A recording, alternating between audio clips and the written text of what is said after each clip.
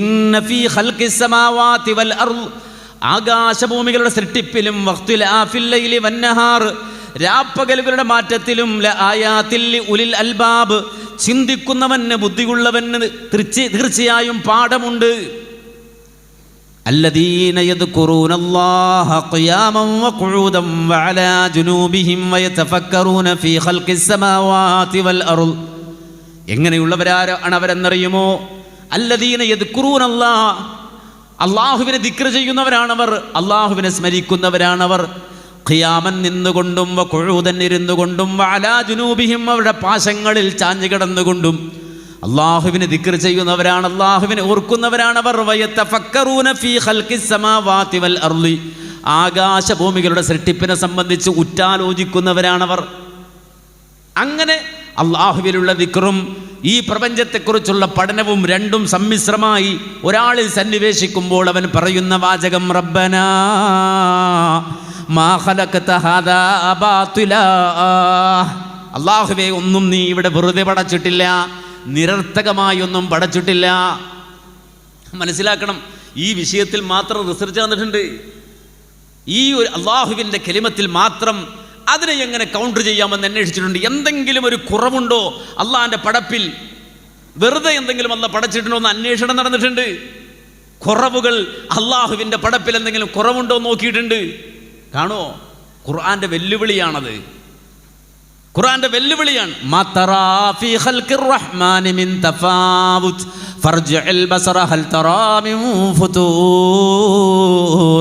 അള്ളാഹുവിൻ്റെ സൃഷ്ടിപ്പിൽ ഒരു ന്യൂനതയും ഒരു കുറവും നിനക്ക് കണ്ടെത്താൻ കഴിയില്ല. അല്ലാഹു പറയാണ്, നീ പോയി നോക്ക്. നിന്റെ എല്ലാവിധ ഗവേഷണ പഠന മനനങ്ങളുടെ സർവ്വസാധ്യതകളെയും ഉപയോഗപ്പെടുത്തിക്കൊണ്ട് എന്തെങ്കിലും ഒരു കുറവുണ്ടോ എന്ന് പരിശോധിക്ക്, അന്വേഷിക്ക്. എല്ലാ മീഡിയകളും എല്ലാ സംവിധാനങ്ങളും എല്ലാ ടെക്നോളജികളും നീ ഉപയോഗിച്ചുകൊള്ളൂ. എന്തെങ്കിലും ഒരു കുറവുണ്ടോ ഒരു പോരായ്മയുണ്ടോ എന്ന് നോക്കില്ല. എല്ലാത്തിനും ഒരു ഡ്യൂട്ടി, ഒരു ദൗത്യമുണ്ട്. വളപ്പിലൊരു വാഴ മുളച്ചാൽ അതിനൊരു ദൗത്യം ഉണ്ടാവും. മനസ്സിലാക്കണം, അതിൻ്റെ ഓരോ നാരിനും ഒരു ദൗത്യം ഉണ്ടാവും. ഒരു മനുഷ്യൻ്റെ കണ്ണിൻ്റെ കൺപീളയിൽ കൺപീലിയായി അല്ലാഹു സുബ്ഹാനഹു വ തആല കൊടുത്തിട്ടുള്ള ഒരു രോമത്തിനൊരു ധർമ്മം നിർവഹിക്കാനുണ്ട്. കൺപോളയിലെ ഒരു പീലി, അതിന് പോലും ഒരു ദൗത്യമുണ്ട്. എത്ര നിസ്സാരമാണ്! ആ ഒരു മുടിനാര് എടുത്തിട്ട് ഹു എന്ന് ഊതിയാൽ പറന്നു പോകും, അത്ര നിസ്സാരമാണ്. പക്ഷേ ആ കൺപീലി അവിടെ ഇല്ലെങ്കിൽ ശരീരത്തിൽ ഏറ്റവും പ്രൊട്ടക്റ്റ് ചെയ്യപ്പെടേണ്ട ഒരു അവയവമാണ് കണ്ണ്. ക്ലീൻ ചെയ്യേണ്ട ഒരു അവയവമാണ് കണ്ണ്. മനസ്സിലാക്കണം, ആ ക്ലീനിങ് നടക്കണം. അതുപോലെ തന്നെ ഒരാൾ ഉറങ്ങുമ്പോൾ അയാളുടെ കണ്ണ് ക്ലോസ് ചെയ്തിരിക്കണം. കൺപീലി കൊണ്ടാണ് അത് സാധ്യമാകുന്നത്. കൺപീലിയൊക്കെ പറിച്ചു കളഞ്ഞാൽ ഉറങ്ങണവൻ്റെ കണ്ണ് തുറന്നു ഇരിക്കും. ചിന്തിക്കുക, ഒരു ചെറിയ നിസ്സാരമെന്ന് തോന്നുന്ന ഒരു കാര്യത്തിന് പോലും ഒരു ഡ്യൂട്ടി, ഒരു ദൗത്യം ഈ ലോകത്ത് നിർവഹിക്കാനുണ്ട്. അതാണ് റബ്ബനാ മാ ഖലഖത ഹാദാ ബാതിലാ, അല്ലാഹുവേ ഒന്നും നീ വെറുതെ പടച്ചിട്ടില്ല, നിരർത്ഥകമായി ഒന്നും പടച്ചിട്ടില്ല. ഒരു കൺപീലി പോലും നിരർത്ഥകമല്ലെങ്കിൽ എന്നെ പടച്ചും വെറുതെ പടക്കുമോ? നാം ഓരോരുത്തരും വെറുതെ ഇങ്ങനെ പടക്കുമോ? കുറെ പോയി ജീവിച്ചു വന്നോടോ, ഒന്ന് അടിച്ചു പൊളിച്ചു വാ എന്ന് പറഞ്ഞിട്ട് പടക്കുമോ? ഇല്ല. അഫഹസിബതും അന്നമാ ഖലഖനാകും അബഥാ വഅന്നകും ഇലൈനാ ലാ തുർജഊൻ. അല്ലാഹുവിൻ്റെ ചോദ്യമാണ്, ഫഹസിബതും അന്നമാ ഖലഖനാകും അബഥാ, നിങ്ങളെ വെറുതെ പടച്ചതാണെന്നാണോ നിങ്ങൾ കരുതുന്നത്? നിങ്ങളെ വെറുതെ വിട്ടുകളയുമെന്നാണോ നിങ്ങൾ കരുതുന്നത്? വഅന്നകും ഇലൈനാ ലാ തുർജഊൻ, നിങ്ങളെ നമ്മിലേക്ക് മടക്കപ്പെടുകയില്ല എന്നാണോ നിങ്ങൾ കരുതുന്നത്? റബ്ബുൽ ആലമീന് മാത്രം ചോദിക്കാൻ കഴിയുന്ന ചോദ്യമാണത്. വെറുതെയാണ് എന്ന് കരുതുന്നുവോ? വെറുതെയാണ് ജീവിതമെന്ന് കരുതുന്നുവോ? ഒരിക്കലും അങ്ങനെയല്ല. നേരെ മറിച്ച് മരണം വന്നു കഴിഞ്ഞാൽ സുമ്മ അമാതഹു ഫഅഖ്ബറഹ്, സുമ്മ അമാതഹു ഫഅഖ്ബറഹ്. വിശുദ്ധ ഖുർആനിൽ വളരെ കൃത്യമായി നമുക്ക് പറഞ്ഞു തരികയാണ്, മരണം നിന്നിലേക്ക് വന്നു കഴിഞ്ഞാൽ, മരണം നിന്നെ പിടിവിട്ടു കഴിഞ്ഞാൽ സുമ്മ അമാതഹു ഫഅഖ്ബറഹ്, പിന്നെ മരണം, ആ മരണത്തിനു ശേഷം ഖബറിലേക്ക് നീ എടുത്തെറിയപ്പെടുകയാണ്. മരിച്ചു കഴിഞ്ഞാൽ പിന്നെ ബർസഖായി. മരിച്ചു കിട്ടിയാൽ മതി, പിന്നെ ഖബറില്ല. എന്തും ചെയ്യാം. പിന്നെ ആ മനുഷ്യൻ്റെ മയ്യത്ത് കൊണ്ടുപോയി എന്തും ചെയ്യാം. നിങ്ങൾക്ക് കരിച്ചു കളയണോ? കരിച്ചു കളയുന്നവരുണ്ട്. അതല്ല, വെള്ളത്തിൽ പൊതിഞ്ഞ് കടലിലേക്ക് എറിയുന്ന മയ്യത്തുകളുണ്ട്. അങ്ങനെ പല നിലക്കും മാറ്റപ്പെടുന്ന മയ്യത്തുകളുണ്ട്. പക്ഷെ ഏത് രൂപത്തിൽ നിന്നെ മാറ്റിയാലും മരിച്ചോ സുമ്മ അമാതഹു ഫഅഖബറ, അതെ, നീ ഖബറിലേക്ക് മാറ്റപ്പെട്ടു പോയി. നിന്നെ പ്രത്യേകമായൊരവസ്ഥയിലേക്ക് മാറ്റപ്പെട്ടു കഴിഞ്ഞു. നീ ഖബറിലെത്തിക്കഴിഞ്ഞു. അതിന് മറ്റൊരു പേരാണ്, ഈ ഖബറിലാകുന്നതിൻ്റെ മറ്റൊരു പേരാണ് ബർസഖ് എന്നുള്ളത്. വമിൻ വറാഇഹിം ബർസഖുൻ ഇലാ യൗമി യുബ്അഥൂൻ. അല്ലാഹ് പറയുന്നു, മരിച്ചാൽ പിന്നെ ബർസഖിലായി. അത് മറ്റൊരു ലോകമാണ്, മറ്റൊരവസ്ഥയാണ്. ചിന്തിക്കണം, ഭൂമി എന്നൊരു ലോകം, ആ ലോകത്തെക്കുറിച്ച് നമുക്കറിയാതിരുന്നൊരു കാലം. 100 കൊല്ലം മുമ്പ് എനിക്ക് ഭൂമിയെപ്പറ്റി ഒരു വിവരവുമില്ല. നിങ്ങൾക്കാർക്കും ആ വിവരമുണ്ടായിക്കൊള്ളണമെന്നില്ല. കാരണം 100 കൊല്ലം മുമ്പ് ജനിച്ച ആളുകൾ ഇവിടെയില്ല. ഇവിടെ വന്നതിനു ശേഷമാണ് ഭൂമിയെ സംബന്ധിച്ച് മനസ്സിലായത്. വായു സംവിധാനങ്ങളെക്കുറിച്ച്, അതുപോലെ തന്നെ ഇവിടെയുള്ള ആഹാര വ്യവസ്ഥകളെ സംബന്ധിച്ച്, വെള്ളത്തെ സംബന്ധിച്ച് ഒക്കെ മനസ്സിലായത് ഇവിടെ വന്നതിനു ശേഷമാണ്. ഇതുപോലെ തന്നെ മനുഷ്യൻ മരിച്ചു കഴിഞ്ഞാൽ മറ്റൊരു ലോകത്തേക്ക് മാറ്റപ്പെടുമെന്ന് കൃത്യമായി ഖുർആൻ പറഞ്ഞു. അത് എവിടെയെന്ന് ചോദിച്ചാൽ വരാനുള്ള ഒരു ലോകമാണ്, മരണാനന്തരമുള്ളൊരു ലോകമാണ്. അത് ബോധ്യപ്പെടുത്തുന്നു ഖുർആൻ. മറജൽ ബഹ്റൈനി യൽതഖിയാൻ ബൈനഹുമാ ബർസഖുൻ ലാ യബ്ഗിയാൻ ഫബിഅയ്യി ആലാഇ റബ്ബികുമാ തുകദ്ദിബാൻ. കടലുകളെ നിങ്ങൾ കണ്ടിട്ടില്ലയോ? കടലുകൾ, 2 തരം കടലുകളുണ്ട്.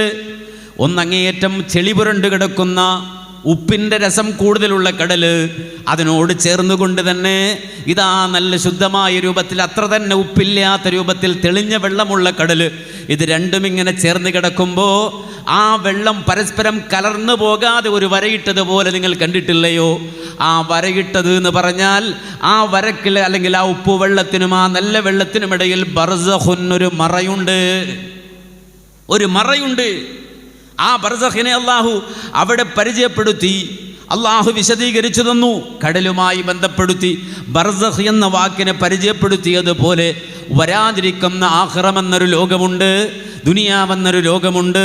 ഇത് രണ്ടിനും ഇടയിൽ ഒരു ബർസഖുണ്ട്, ഒരു മറയുണ്ട്. ആ മറയിലാണ് മനുഷ്യൻ ഖബറിൽ കഴിയുക എന്ന് പറയുന്നത്. മനസ്സിലാക്കണം, ഖുർആൻ അതുകൊണ്ടാ പറഞ്ഞത്, ഖുതിലൽ ഇൻസാനു മാ അക്ഫറ മിൻ അയ്യി ശൈഇൻ ഖലഖഹു മിൻ നുത്ഫത്തിൻ ഖലഖഹു ഫഖദ്ദറ ثم السبيل يسره ثم أماته فأقبره. ഖുർആൻ കൃത്യമായി പറയാണ്, മനുഷ്യൻ അവൻ ഇതാ അങ്ങേറ്റം നന്ദി കെട്ടവനായി മാറി. അതുകൊണ്ട് തന്നെ അവൻ തുലഞ്ഞുപോയി. ജീവിതത്തിൽ അല്ലാഹു നൽകിയ അനന്തകോടി അനുഗ്രഹങ്ങളെ ആസ്വദിച്ചുകൊണ്ട്, ആ അനന്തകോടി അനുഗ്രഹങ്ങളെ ഉൾക്കൊണ്ട് നന്ദി കെട്ടവനായി ജീവിക്കുകയാണ്. പക്ഷെ അവൻ ആലോചിക്കുന്നില്ല, ചിന്തിക്കുന്നില്ല, അവനെക്കുറിച്ച് പോലും അവൻ ആലോചിക്കുന്നില്ല. മിൻ അയ്യി ശൈഇൻ ഖലഖഹു, എന്തിൽ നിന്നാണ് അവനെ പടച്ചതെന്ന് പോലും അവൻ ചിന്തിക്കുന്നില്ല. മിൻ നുത്ഫത്തിൻ ഖലഖഹു ഫഖദ്ദറ, കേവലം തെറിച്ചു വീഴുന്ന ഇന്ദ്രിയത്തുള്ളിയായി ദുനിയാവിലേക്ക് കടന്നു വന്ന മനുഷ്യൻ പിന്നീട് അവൻ്റെ ജീവിത വഴി അള്ളാഹു തുറന്നു കൊടുത്തു. അവൻ്റെ ജീവിതമാർഗം അള്ളാഹു അവന് എളുപ്പമാക്കി കൊടുത്തു. അതിനുശേഷം ഇതാ അവൻ മരിക്കുകയാണ്. മരിച്ചു കഴിഞ്ഞാൽ അവൻ ഖബറിലേക്ക് എത്തിപ്പെടുകയാണ്. മനസ്സിലാക്കണം, അവിടെയൊന്ന് നിന്ന് ചിന്തിച്ചാൽ മതി, അവിടെയൊന്ന് നിന്നാലോചിച്ചാൽ മതി. നമ്മൾ വായിച്ചു, അലി ബനാത്തിനെ സംബന്ധിച്ചല്ല വായിക്കുകയല്ല, നമ്മൾ കണ്ടു. ഒരു ചെറുപ്പക്കാരനെ നമ്മൾ കണ്ടു, വിദേശിയായ പാശ്ചാത്യ ലോകത്ത് ജീവിക്കുവാൻ അവസരം ലഭിച്ച അലി ബനാത്തിനെ നമ്മൾ കണ്ടു. അലി ബനാത്തിന് അല്ലാഹു കൊടുത്ത സൗകര്യം എന്താണ്? വലിയ ബിസിനസ്മാനാക്കി അല്ലാഹു. 30 വയസ്സായപ്പോൾ വലിയ സമ്പന്നാക്കി അല്ലാഹു സുബ്ഹാനഹു വ തആല മനുഷ്യനെ. ഒരു ചെറുപ്പക്കാരന് എത്തിപ്പിടിക്കാൻ കഴിയുന്ന മേഖലകളിലേക്ക് അയാളെ വളരെ ചെറുപ്പത്തിൽ തന്നെ വളർത്തിക്കൊണ്ടുവന്നു അല്ലാഹു. സാമ്പത്തികമായി ഉയർന്ന നിലവാരത്തിലേക്ക് ജീവിതം അടിച്ചു പൊളിക്കാനുള്ള അവസരം കൊടുത്തു, എല്ലാം തുറന്നു കൊടുത്തു, അത് പരമാവധി ആസ്വദിച്ചു. അലി മനസ്സിലാക്കിയത്, വലിയ ലോകം എൻ്റെ മുന്നിൽ തുറക്കപ്പെട്ടു, കോടിക്കണക്കിന് ആസ്തി എനിക്ക് നൽകപ്പെട്ടു, മാത്രമല്ല വലിയ സമ്പത്ത് അല്ലാഹു എനിക്ക് തുറന്നു തന്നു. അതുകൊണ്ട് തന്നെ അലി ജീവിതത്തിൻ്റെ പളപളപ്പിൽ ചിന്തിച്ചത്, ആലോചിച്ചത് എങ്ങനെയാണ് ജീവിതം അടിച്ചു പൊളിക്കേണ്ടത് എന്നാണ്. 10,000-കണക്കിന് ഡോളറുകൾ വില വരുന്ന ബ്രേസ്ലെറ്റുകൾ അദ്ദേഹം വാങ്ങി കയ്യിൽ ധരിച്ചു. ലിമിറ്റഡ് എഡിഷൻ ക്യാപ്പുകൾ അന്വേഷിച്ച് അദ്ദേഹം പോയി. 1000-കണക്കിന് ഡോളറുകൾ വില വരുന്ന ക്യാപ്പുകൾ അദ്ദേഹം വാങ്ങി. തൻ്റെ ഷൂ വെച്ചിരിക്കുന്ന ട്രാക്കിൽ നിറയെ അതേ അങ്ങേറ്റം ട്രെൻഡിയായ ഷൂകൾ വാങ്ങി വെച്ചു. മാത്രമല്ല ഒരു യുവാവിൻ്റെ വലിയ ആഗ്രഹമായി അവൻ കൊണ്ടു നടക്കുന്ന ഫെരാരിയുടെ കാറുകൾ വാങ്ങി വീടിൻ്റെ മുറ്റത്തിട്ടു. വലിയ ബംഗ്ലാവുകൾ നിർമ്മിച്ചു. അങ്ങനെ അങ്ങോട്ട് അടിച്ചു പൊളിച്ചങ്ങോട്ട് ജീവിക്കാൻ 30 വയസ്സ് കഴിഞ്ഞു. 31-ാമത്തെ വയസ്സായപ്പോൾ ചെറിയൊരു വേദന അനുഭവപ്പെട്ടു. വലിയ ബിസിനസ്മാനായ തിരക്കിലോടുന്ന അലി എന്ന് പറയുന്ന ചെറുപ്പക്കാരൻ നേരെ ഓടുകയാണ്. എങ്ങോട്ട്? ആശുപത്രിയിലേക്ക്. വേദനയെക്കുറിച്ച് ഡോക്ടറോട് പറയുകയാണ്. ഡോക്ടർ പറഞ്ഞു, ഒന്ന് ടെസ്റ്റ് ചെയ്തു നോക്കൂ, എന്താണ് വേദനയുടെ കാരണമെന്നറിയാം. അങ്ങനെ ടെസ്റ്റ് ചെയ്തു. നോക്കുമ്പോൾ ക്യാൻസറാണ്, 4th സ്റ്റേജാണ്. ചികിത്സയുടെ എല്ലാവിധ അവസരങ്ങളും കഴിഞ്ഞുപോയിരിക്കുന്നു. ഇനി ഒരു ചാൻസ് ഇല്ല. സങ്കടത്തോടെ 33 വയസ്സ് പ്രായം അല്ലെങ്കിൽ 32 വയസ്സ് പ്രായമുള്ള അലിയുടെ മുഖത്തേക്ക് ഡോക്ടർ നോക്കുകയാണ്. എന്നിട്ട് പറഞ്ഞു, അലി, നിനക്ക് മുന്നിലുള്ളത് 7 മാസം മാത്രമാണ്. 7 മാസത്തിനപ്പുറം നിനക്ക് ജീവിക്കുവാനുള്ള കഴിവില്ല. കാരണം നിന്റെ ആന്തരിക അവയവങ്ങൾ ക്യാൻസർ തിന്നുകഴിഞ്ഞു. കേവലം 7 മാസം മാത്രം നിനക്ക് ജീവിക്കാൻ അവസരമുണ്ട് എന്ന് പറയുമ്പോൾ ആ യുവാവ് ഞെട്ടിത്തെറിച്ചുകൊണ്ട് പിന്നെ ആലോചിക്കുകയാണ്. കോടികൾ ആസ്തിയുണ്ട്, വലിയ ബിസിനസ്സുണ്ട്, സഞ്ചരിക്കാൻ ഫെറാറിയുടെ കാറുണ്ട്, വീട്ടിലിതാ ട്രെൻഡി വസ്ത്രങ്ങളുണ്ട്, എല്ലാം ഉണ്ട്. പക്ഷേ 7 മാസം കൊണ്ട് എന്ത് ചെയ്യാനാണ്? അലി സങ്കടപ്പെട്ടുകൊണ്ട് വീട്ടിലേക്ക് കടന്നു വന്നു. ലോകത്തുള്ളതൊന്നും വിലയില്ലാത്തതായി അലിക്ക് തോന്നി. അലി വീട്ടിൽ വന്നിട്ടിങ്ങനെ തന്നെക്കുറിച്ച് ആലോചിച്ചു കൊണ്ടിരിക്കുന്നു. 7 മാസം കഴിഞ്ഞാൽ തൻ്റെ ജീവിതത്തിൽ വരാനുള്ള അവസ്ഥകളെ സംബന്ധിച്ച് ഇങ്ങനെ ആലോചിച്ചു കൊണ്ടിരിക്കുകയാണ്. അപ്പോഴാണ് തനിക്കിതാ ഒരു ഫോൺ വരുന്നത്. ആ ഫോൺ അറ്റൻഡ് ചെയ്യുമ്പോൾ അലി കേൾക്കുകയാണ്, തനിക്ക് ഉണ്ടായിരുന്നൊരു കൂട്ടുകാരൻ അദ്ദേഹം മരണപ്പെട്ടു എന്ന വാർത്ത. അതാണ് കിട്ടുന്നത്. അലി നേരെ എഴുന്നേറ്റു. ആ മരിച്ച മനുഷ്യൻ്റെ വീട്ടിലേക്ക് ചെന്നു. കൂട്ടുകാരൻ മരിച്ചു കിടക്കുന്നിടത്തേക്ക് ചെന്നു. ഒരുപാട് മയ്യത്തുകൾ അതുവരെ കണ്ട അലിയാണ്. ഒരുപാട് ജനാസകൾ സന്ദർശിച്ച അലിയാണ്. പക്ഷേ ഇതുവരെയും ജനാസ സന്ദർശിക്കുമ്പോൾ അലിക്ക് തിരക്കായിരുന്നു. ചെല്ലുക, മുഖം കാണുക, പോരുക. ഒരു 5 മിനിറ്റ് നിന്നാൽ തന്നെ അസ്വസ്ഥമാവുക. കാര്യം നമ്മളൊക്കെ മയ്യത്ത് കാണുമ്പോൾ അങ്ങനെയാണല്ലോ, വേഗം പോയി വേഗം കണ്ട് വേഗം തിരിച്ചു വരികയാണ്. അലിയും അങ്ങനെയായിരുന്നു. പക്ഷേ അന്ന് അലി ആ മയ്യത്ത് ജനാസ കാണാൻ ചെന്നിട്ട് അലി പോരുന്നില്ല, അവിടെ തന്നെ നിൽക്കുകയാണ്. കാരണം അലിയുടെ ഉള്ളിലുണ്ട്, 7 മാസം കഴിഞ്ഞാൽ ഇതുപോലെയാണ് ഞാനും, ഇതുപോലെ കിടക്കേണ്ടവനാണ് ഞാൻ എന്ന ബോധം. അലി അത്ഭുതത്തോടെ ആ ജനാസയെ നോക്കി അവിടെ നിൽക്കുകയാണ്. മണിക്കൂറുകൾ കഴിഞ്ഞപ്പോൾ ഇതാ ജനാസ എടുത്തുകൊണ്ടുപോയി കുളിപ്പിച്ചു വൃത്തിയാക്കി കഫം പുടവ അണിയിച്ചു കൊണ്ടുവന്ന് സന്തൂക്കിലേക്ക് കിടത്തിയിട്ട് കൊണ്ടുപോവുകയാണ്. അലി ഇതാ കൂടെ പോവുകയാണ്, ജനാസയുടെ പിന്നാലെ പോവുകയാണ്. സാധാരണ മയ്യത്തിൻ്റെ പിന്നാലെ പോകുന്നത് പോലെയല്ല, നേരെ മറിച്ച് ആ ദിവസം അലി പോകുമ്പോൾ അലിയുടെ മനസ്സ് നിറയെ ആ സന്തൂക്കിൽ കിടക്കുന്നത് ഞാനാണെന്ന ബോധത്തോടെയാ പോകുന്നത്. കാരണം ഡോക്ടർ എഴുതി തന്നിട്ടുണ്ട് 7 മാസം മാത്രമാണ് അലി നിന്റെ ജീവിതമെന്ന്. അലി ആ ജനാസയുടെ കൂടെ പോയി. ആ മയ്യത്ത് കൊണ്ടുപോയി മയ്യത്ത് നിസ്കരിച്ചു. ഖബർസ്ഥാനിലേക്ക് കൊണ്ടുപോയി ഖബറിലേക്ക് ആ മയ്യത്ത് ഇറക്കി വെച്ചു. പലകകൾ നിരത്തി. അവസാനം ഇതാ ആളുകൾ വന്നുകൊണ്ട് പിടിമണ്ണ് വാരി എറിഞ്ഞു. അതേ ആ ഖബറിതാ പൂർണ്ണമായും മൂടപ്പെട്ടു. ആളുകൾ തസ്ബീഹ് ചൊല്ലി മടങ്ങിപ്പോയി. പക്ഷേ അലി അവിടെ നിന്ന് എഴുന്നേറ്റില്ല. ആ ഖബറിൻ്റെ തലഭാഗത്ത് അലി ഇരിക്കുകയാണ്. ഇതേ കാരണം 7 മാസം കഴിഞ്ഞാൽ സമ്പന്നനായ കോടീശ്വരനായ അതേ മില്യണറായ അലിയും അവിടെ വന്ന് കിടക്കേണ്ടവനാണെന്ന ബോധം അയാളുടെ ഖൽബിലുണ്ടായി. അവസാനം ആ കുഴിമാടത്തിൽ നിന്ന്, ഖബറിൽ നിന്ന്, അതിൻ്റെ സമീപത്ത് നിന്ന് എഴുന്നേറ്റ് വന്ന അലിയെ സംബന്ധിച്ചിടത്തോളം പുതിയൊരു മനുഷ്യനായി മാറുകയാണ്. ആ മാറിയ അലിയാണ് ലോകം കണ്ടത്. മാറിയ അലിയാണ് ലോകം കണ്ടത്. പിന്നീട് ആ മനുഷ്യൻ നേരെ പോവുകയാണ് ആഫ്രിക്കൻ വനാന്തരങ്ങളിലേക്ക്, അവിടെയുള്ള ആദിവാസി കൂട്ടങ്ങൾക്കിടയിലേക്ക്. ഒരു നേരത്തെ ആഹാരത്തിന് വകയില്ലാതെ വാരികല്ലുകൾ പുറത്തു കാട്ടി പുഞ്ചിരിച്ചുകൊണ്ട് ഓടി വരുന്ന മക്കളുടെ അടുക്കലേക്ക് അന്നവുമായി ഭക്ഷണവുമായി അലി കടന്നു ചെല്ലുകയാണ്. ലോകത്തോട് അദ്ദേഹം ആവശ്യപ്പെടുകയാണ്, നിങ്ങൾ സഹായിക്കണമെന്ന്. അങ്ങനെ വേൾഡ് വൈഡായ രൂപത്തിൽ അദ്ദേഹം ഒരു വലിയ ചാരിറ്റി പ്രവർത്തകനായി, സമൂഹത്തെ സേവിക്കുന്നവനായി മാറി. അതിനിടയിൽ അലി തൻ്റെ വീട്ടിലേക്ക് മടങ്ങി വരുന്നുണ്ട്. കൂടെ ഒരു പണ്ഡിതനുണ്ടായിരുന്നു.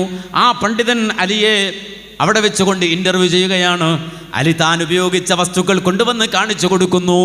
വിലപിടിച്ച ബ്രേസ്ലെറ്റുകൾ, ലിമിറ്റഡ് എഡിഷൻ ക്യാപ്പുകൾ, അദ്ദേഹം ധരിച്ച വിലപിടിച്ച ഷൂവ്, ഇതൊക്കെ കാണിച്ചു കൊടുത്ത് പുറത്തേക്ക് ഇറങ്ങുമ്പോൾ വീടിൻ്റെ മുന്നിൽ നിർത്തിയിട്ടിരിക്കുന്ന ഫെരാരിയുടെ മുന്നിലെത്തിക്കഴിഞ്ഞപ്പോൾ ആ പണ്ഡിതൻ അദ്ദേഹത്തോട് ചോദിച്ചു, അലിയെ, ഈ കാർ ഇപ്പോൾ നിനക്ക് കാണുമ്പോൾ എന്ത് വില തോന്നുന്നുണ്ട്, എത്ര വില കൽപ്പിക്കുന്നുണ്ട് നീ അതിന് എന്ന് ചോദിക്കുമ്പോൾ യാതൊരുവിധ മടിയുമില്ലാതെ, യാതൊരുവിധ വികാരവും മുഖത്ത് മിന്നിമറയാതെ അലി പറഞ്ഞു, ആഫ്രിക്കൻ കാടുകളിൽ അല്ലെങ്കിൽ അവിടെ ആദിവാസി കൂട്ടങ്ങൾക്കിടയിൽ ചെരുപ്പില്ലാതെ നടക്കുന്ന മക്കളുണ്ട്. ആ മക്കളുടെ ചെരുപ്പിൻ്റെ വില മാത്രമേ എനിക്ക് ഈ ഫെറാറി കാണുമ്പോൾ ഇപ്പോൾ തോന്നുന്നുള്ളൂ. എന്തേ ഇവിടെ സംഭവിച്ചത്? മരണവും അതുപോലെ തന്നെ മരണത്തിൻ്റെ അവസ്ഥയും അതിൻ്റെ വക്കത്ത് മനുഷ്യനെത്തുമ്പോൾ അവനുണ്ടാകുന്നൊരു വിവേകമുണ്ട്. ആ വിവേകമാണ് അവനെ കിട്ടുന്നത്. ആ വിവേകമാണ് ഒരു മനുഷ്യനെ മാറ്റുന്നത്. അതുകൊണ്ട് തന്നെയാണ് ആ ഒരു ദുരന്തം, ഒരു ക്യാൻസറിൻ്റെ റിപ്പോർട്ട് നിൻ്റെ കയ്യിൽ വരുന്നതിന് മുമ്പ്, ഒരു ട്യൂമറിൻ്റെ റിപ്പോർട്ട് നിൻ്റെ കയ്യിൽ വരുന്നതിന് മുമ്പ്, നിൻ്റെ 2 കിഡ്നികളും ഫെയിലിയറാണ് എന്നുള്ള റിപ്പോർട്ട് നിൻ്റെ കയ്യിൽ വരുന്നതിന് മുമ്പ് ഒരുങ്ങി വെച്ചോ, ഓർത്ത് വെച്ചോ, അൽ മൗത്ത് ലാ ശക്ക ആത് ഫസ്തഇദ് ലഹു ഇന്നൽ ലബീബ ബിദിക്രിൽ മൗതി മശ്ഗൂലു ഫകൈഫ യൽഹു ബിഐശിൻ ഔ യലിദു ബിഹി മിനത് തുറാബി അലൈഹി ഐനൈഹി മജ്ഊലു. അൽ മൗത്ത്, മരണം, ലാ ശക്, ഒരു സംശയമില്ല, അത് വരും. അതുകൊണ്ട് ഫസ്തഇദ് ലഹു, അതിനൊരുങ്ങിയിരിക്കുക, ബർസഖിലേക്ക് പോകാൻ ഒരുങ്ങിയിരിക്കുക, ഖബറിലേക്ക് പോകാൻ ഒരുങ്ങിയിരിക്കുക. ഇന്നൽ ലബീബ ബിദിക്രിൽ മൗതി മശ്ഗൂലു, ബുദ്ധിയുള്ളവൻ, ലബീബ്, ലുബുള്ളവൻ, കാമ്പുള്ളവൻ, കഥയുള്ളവൻ. ആര്? ബിദിക്രിൽ മൗതി മശ്ഗൂലു, മരണം എന്ന യാഥാർത്ഥ്യത്തെ ഓർത്തുകൊണ്ട് അതിൽ വ്യാപൃതനായി അതിൽ ചിന്തിച്ച് ജീവിക്കുന്നവനാണ്. അവൻ പണിയെടുക്കും, അവനൊരു ഭാരം ഉണ്ടാവില്ല. കാര്യം അവനറിയാം ഇത് എൻ്റെ നിധിശേഖരത്തിലേക്കുള്ള ഒരു ശേഖരണമാണ് എന്ന്. നമുക്ക് പല നന്മകളും ഭാരമായി, അല്ലേ? പല പുണ്യങ്ങളും ഭാരമായി, പല സ്വതക്കകളും ഭാരമായി. ഒരു സുജൂദൊക്കെ ചെയ്യണമെങ്കിൽ എത്ര പ്രയാസമാണ്. ഒരക്കാത്ത നിസ്കരിക്കണമെങ്കിൽ എന്ത് ബുദ്ധിമുട്ടാ. കാര്യം നമുക്കത് ഭാരമാണ്. എന്തിനാ ഇത് എന്നറിഞ്ഞുകൂടാ. ഇതെൻ്റെ നിധിയാണ് എന്നറിഞ്ഞുകൂടാ. ഇതെൻ്റെ സമ്പാദ്യമാണെന്ന് അറിഞ്ഞുകൂടാ. മനസ്സിലാക്കണം. ഫകൈഫ യൽഹു ബിഐശിൻ ഔ യലിദു ബിഹി മിനത് തുറാബി അലൈഹി ഐനൈനി മജ്ഊലു. ഈ ദുനിയാവും അതിൻ്റെ പളപളപ്പും അതിൻ്റെ ഓട്ടങ്ങളും അതിൻ്റെ ചിന്തകളുമായി ഈ ദുനിയാവിൽ നിനക്കെങ്ങനെയാണ് മതിമറക്കാൻ കഴിയുക? നിന്റെ കൺകുഴികളിൽ മണ്ണു നിറയേണ്ടതല്ലേ? നിന്റെ കൺകുഴികളിൽ മണ്ണു നിറയേണ്ടതല്ലേ? അത് ബർസഖിലാണ്, അത് ഖബറിലാണ്. മനസ്സിലാക്കണം. മനോഹരമായി പരിപാലിച്ചു നടന്ന നമ്മുടെ കൺതടങ്ങൾ കുഴിയായി മാറുന്ന അവസരം. ഉമ്മമാരെ, സഹോദരങ്ങളെ, എൻ്റെ ഉപ്പമാരെ, സഹോദരങ്ങളെ, വളരെയധികം പരിപാലിച്ചു നാം കൊണ്ടു നടന്ന മേനി അത് ഖബറിലേക്ക് ഇറക്കി വെച്ചിട്ട് ഖബറിൽ അത് നുരുമ്പിപ്പോകുമ്പോൾ, പുഴുക്കൾ വന്നത് തിന്നു തീർക്കുമ്പോൾ മനസ്സിലാക്കണം, ആ ശരീരത്തിൻ്റെ മാംസളമായ ഭാഗങ്ങൾ മുഴുവനും മണ്ണോട് മണ്ണ് ചേർന്ന് പോകുമ്പോൾ, പുഴുക്കൾക്കുള്ള തീറ്റിയായി മാറുമ്പോൾ, കൺതടങ്ങൾ കുഴിഞ്ഞു പോകുമ്പോൾ അതിൽ മണ്ണു നിറയേണ്ടതാണ്. നമ്മുടെ കൺകുഴികളിൽ മണ്ണു നിറയേണ്ടതാണ്. കൺകുഴികളിൽ മണ്ണു നിറയേണ്ടതാണ്. കൺകുഴികളിൽ മണ്ണു നിറയേണ്ടതാണ്. മനസ്സിലാക്കണം. ഈ ഒരു അവസ്ഥ ഖബറിലുള്ള അവസ്ഥയാണ്, ഖബറിൽ കിടക്കുന്ന അവസ്ഥയാണ്. എങ്കിൽ ആ ഖബറിൽ കിടക്കുന്ന ആ ഒരു ലോകം നമ്മുടെ ജീവിതത്തിലേക്ക് വരുമ്പോൾ ചിന്തിക്കണം. അവിടെ നമുക്കെന്തുണ്ടെന്ന് ആലോചിക്കണം. ആ ഖബറിലേക്ക് എന്ത് സമ്പാദിച്ചുവെന്ന് ചിന്തിക്കണം. കാര്യം അവിടെ ഒന്നുമില്ല. വാപ്പയില്ല, മകനില്ല, ബന്ധുക്കളില്ല, സ്നേഹിതന്മാരില്ല, സംവിധാനങ്ങളില്ല, ഒരുക്കങ്ങളില്ല, മണിയറയില്ല, ഒന്നുമില്ല.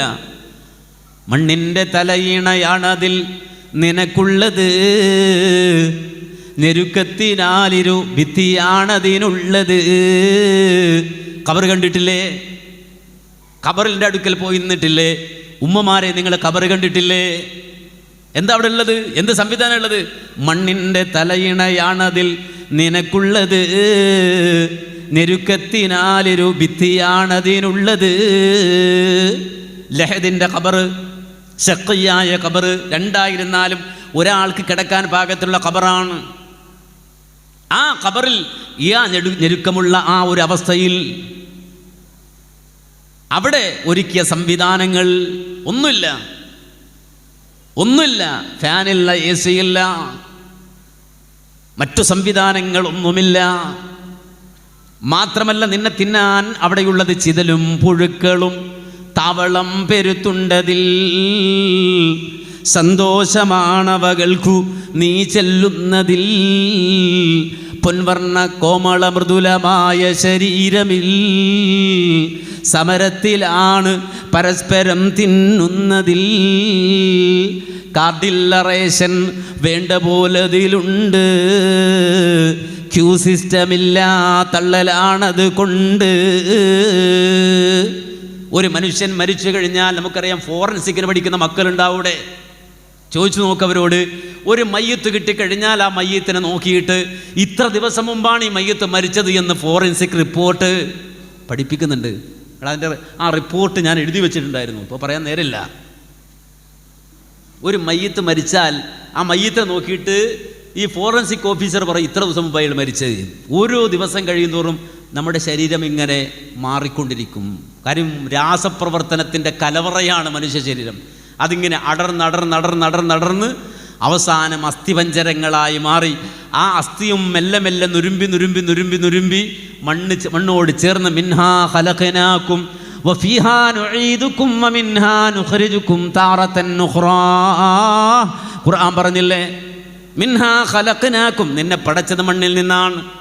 വഫീഹാ നുഈദുകും, നിന്റെ മടക്കം മണ്ണിലേക്കാണ്. മണ്ണായി മനുഷ്യൻ മാറുന്ന, മണ്ണോട് മണ്ണ് ചേർന്ന് പോകുന്ന അവസ്ഥയിലാകുന്ന ആ ഖബറിൽ കഴിയുമ്പോൾ ആ ഖബർ വിളിച്ചു പറയുന്നുണ്ട്, ഖബറിനടുക്കെ പോയി നിൽക്കണം, മക്കളുമായി ഖബറിനടുക്കെ പോയി നിൽക്കണം. ഒരു പെരുന്നാൾ വന്നാൽ, ഒരു വെള്ളിയാഴ്ച വന്നാൽ, നല്ല അവസരങ്ങൾ വന്നാൽ നേരെ പോകണം ഖബർസ്ഥാനിലേക്ക്. പോക്കുമുക്ക് കുറഞ്ഞു, ഖബർസ്ഥാനിൽ പോക്ക് കുറഞ്ഞു. ആരെങ്കിലും ഖബറടക്കാണ്ടെങ്കിലേ പോവുള്ളൂ, ഖബറടക്കാണ്ടെങ്കിലേ പോവുള്ളൂ. അള്ളാഹുവിൻ്റെ റസൂൽ ഇടക്കിടക്ക് പോകുമായിരുന്നു ഖബർസ്ഥാനിലേക്ക്. നബി പറഞ്ഞു, സൂറൂഹ, ഇടയ്ക്ക് നിങ്ങൾ സന്ദർശിക്കണേ, നിങ്ങൾ പോകണേ. എങ്ങോട്ട്? പാർക്കിലേക്കല്ല, മാളിലേക്കല്ല, നേരെ മറിച്ച് ഖബർസ്ഥാനുകളിലേക്ക് നിങ്ങൾ പോകണേ. ഫഇന്നഹാ തുദക്കിറുകുമുൽ ആഖിറ, അത് നിങ്ങളെ മരണം ഓർമ്മിപ്പിക്കാൻ, പരലോകത്തെക്കുറിച്ച് ഓർമ്മിപ്പിക്കാൻ നല്ലതാണ്. കാരണം ആ മൺകൂനകൾ വിളിച്ചു പറയുന്നുണ്ട്, ആ മൺകൂനകൾ നിങ്ങളോട് സംസാരിക്കുന്നുണ്ട്. എന്താ പറയുന്നത്? അന ബൈത്തുൽ ഖുർബാ, അന ബൈത്തുൽ വഹ്ദാ, വ അന ബൈത്തുത് തുറാബ്, വ അന ബൈത്തുദ് ദൂദ്. ഓരോ ഖബറും വിളിച്ചു പറയുന്നുണ്ട്, അന ബൈത്തുൽ ഖുർബാ, ഞാൻ അപരിചിതത്വത്തിൻ്റെ സങ്കേതമാണ്, പരിചയമില്ലാത്ത ഇടമാണ്. നിങ്ങൾ ഇതുവരെ പോയ ഇടം പോലല്ല ഇത്, നിങ്ങൾ കണ്ട ഇടം പോലല്ല ഇത്, നിങ്ങൾ കിടന്ന ഇടം പോലല്ല ഇത്. അന ബൈത്തുൽ ഖുർബാ, ഞാൻ പരിചയമില്ലാത്ത ഇടമാണ്, അപരിചിതത്വത്തിൻ്റെ സങ്കേതമാണ്. വ അന ബൈത്തുൽ വഹദ, ഞാൻ ഏകാന്തതയുടെ ഭവനമാണ്. വ അന ബൈത്തുത് തുറാബ്, ഞാൻ മണ്ണിൻ്റെ വീടാണ്. വ അന ബൈത്തുദ് ദൂദ്, ഞാൻ പുഴുക്കളുടെ സങ്കേതമാണെന്ന് ഓരോ മനുഷ്യനോടും ഖബർ വിളിച്ചു പറയുന്നുണ്ട്. ഖബറിന് വലിയ സന്ദേശം ഉണ്ട്, ഖബറിടത്തിന് ഒരുപാട് പറയാനുണ്ട്.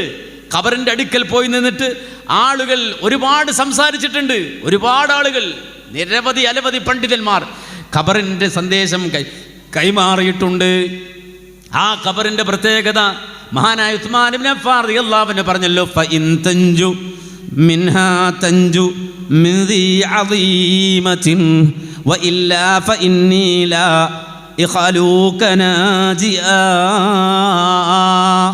ഫഇൻ തൻജു മിൻഹാ തൻജു മിൻ ദി അദീമ, ആ ഖബറാകുന്ന കുഴിമാടത്തിൽ നിന്ന് നീ രക്ഷപ്പെട്ട് കഴിഞ്ഞാൽ, ഖബറാകുന്ന അവസ്ഥയിൽ നീ രക്ഷപ്പെട്ടു കഴിഞ്ഞാൽ പിന്നെ നിനക്കങ്ങോട്ട് രക്ഷപ്പെടാൻ കഴിയും. അല്ല, ആ ഖബറിൽ തോറ്റുപോയാലോ പരാജയപ്പെട്ടു പോയാലോ പിന്നെ അങ്ങോട്ടൊരു പ്രതീക്ഷയില്ല.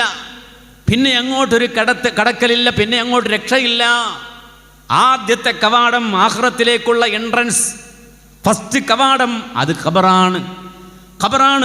അതുകൊണ്ട് തന്നെ ആ ഖബർ വെച്ച് അല്ലാഹുവിൻ്റെ റസൂല് പഠിപ്പിക്കുകയാണ്. ഖബറിന്റെ അടുക്കൽ നിന്ന് റസൂല് വഅദ് പറഞ്ഞു കൊടുക്കാൻ, ഖബർസ്ഥാന്റെ അടുക്കൽ നിന്നിട്ട് മരണത്തെക്കുറിച്ച് പറയാൻ ഖബർ വെച്ചിട്ട് അല്ലാഹുവിൻ്റെ റസൂല് പഠിപ്പിച്ചു കൊടുക്കുകയാണ്. മനസ്സിലാക്കണം, ഖബറിന്റെ സ്വഭാവത്തെ പറ്റി പഠിപ്പിച്ചു കൊടുക്കാൻ. ഖബറിന്റെ സ്വഭാവം, ഖബറിലേക്ക് ചെല്ലുന്ന മനുഷ്യരെ ഖബർ സ്വീകരിക്കുന്ന അവസ്ഥയെ സംബന്ധിച്ച് അല്ലാഹുവിൻ്റെ റസൂല് പറഞ്ഞു കൊടുക്കുകയാണ്. മഹാനായ റസൂലുള്ളാഹി സ്വല്ലല്ലാഹു അലൈഹി വസല്ലം പറഞ്ഞു, ഇന്നലിൽ ഖബ്രി ലഅദ, ഇന്നലിൽ ഖബ്രി ലഅത, തീർച്ചയായും ഖബറിനൊരു പിടുത്തമുണ്ട് കേട്ടോ, ഖബറിനൊരു ഞെരുക്കമുണ്ട്. ഏതൊരാളും ആ ഖബറിലേക്ക് ചെന്നാൽ ഖബറൊന്ന് സ്വീകരിക്കും, ഒന്ന് കെട്ടിപ്പിടിച്ചൊന്ന് അമർത്തും. ഒരു ലഅതത്തുണ്ട് ഖബറിന്. വലൗ കാന അഹദുൻ നാജിയാ മിൻഹാ നജാ മിൻഹാ സഅദ് ഇബ്നു മുആദ്, വലൗ കാന അഹദുൻ നാജിയം മിൻഹാ നജാ മിൻഹാ സഅദ് ഇബ്നു മുആദ്. ഇമാം അഹ്മദ് ഉദ്ധരിക്കുന്ന ഹദീസാണ്. ഏതെങ്കിലും ഒരാൾ ഖബറിന്റെ പിടുത്തത്തിൽ നിന്ന് രക്ഷപ്പെടുമായിരുന്നെങ്കിൽ സഅദ് ഇബ്നു മുആദ് രക്ഷപ്പെടുമായിരുന്നു. സഅദ് ഇബ്നു മുആദ് അല്ലാഹുവിൻ്റെ റസൂലിനെ മദീനയിൽ സ്വീകരിച്ച, അല്ലാഹുവിൻ്റെ റസൂലിനെ മദീനയിൽ ഒത്താശകൾ ചെയ്തു കൊടുത്ത സ്വഹാബിയാണ് മഹാനായ സഅദ് ഇബ്നു മുആദ് റളിയല്ലാഹു അൻഹു. ആ സഅദ് ഇബ്നു മുആദ് റളിയല്ലാഹു അൻഹു അദ്ദേഹത്തെ ചൂണ്ടി, അല്ലെങ്കിൽ അദ്ദേഹത്തെ സൂചിപ്പിച്ചുകൊണ്ട് ആ റസൂൽ പറയുന്നത്, വലൗ കാന അഹദുൻ നാസിയം മിൻഹാ നജാ മിൻഹാ സഅദ് ഇബ്നു മുആദ്. ഏതെങ്കിലും ഒരാൾ ആ ഖബറിന്റെ പിടുത്തത്തിൽ നിന്ന് രക്ഷപ്പെടുമായിരുന്നെങ്കിൽ സഅദ് ഇബ്നു മുആദ് രക്ഷപ്പെടുമായിരുന്നു. ആരാ സഅദ് ഇബ്നു മുആദ്? അൻസ്വാരിയാണ് സഅദ് ഇബ്നു മുആദ്.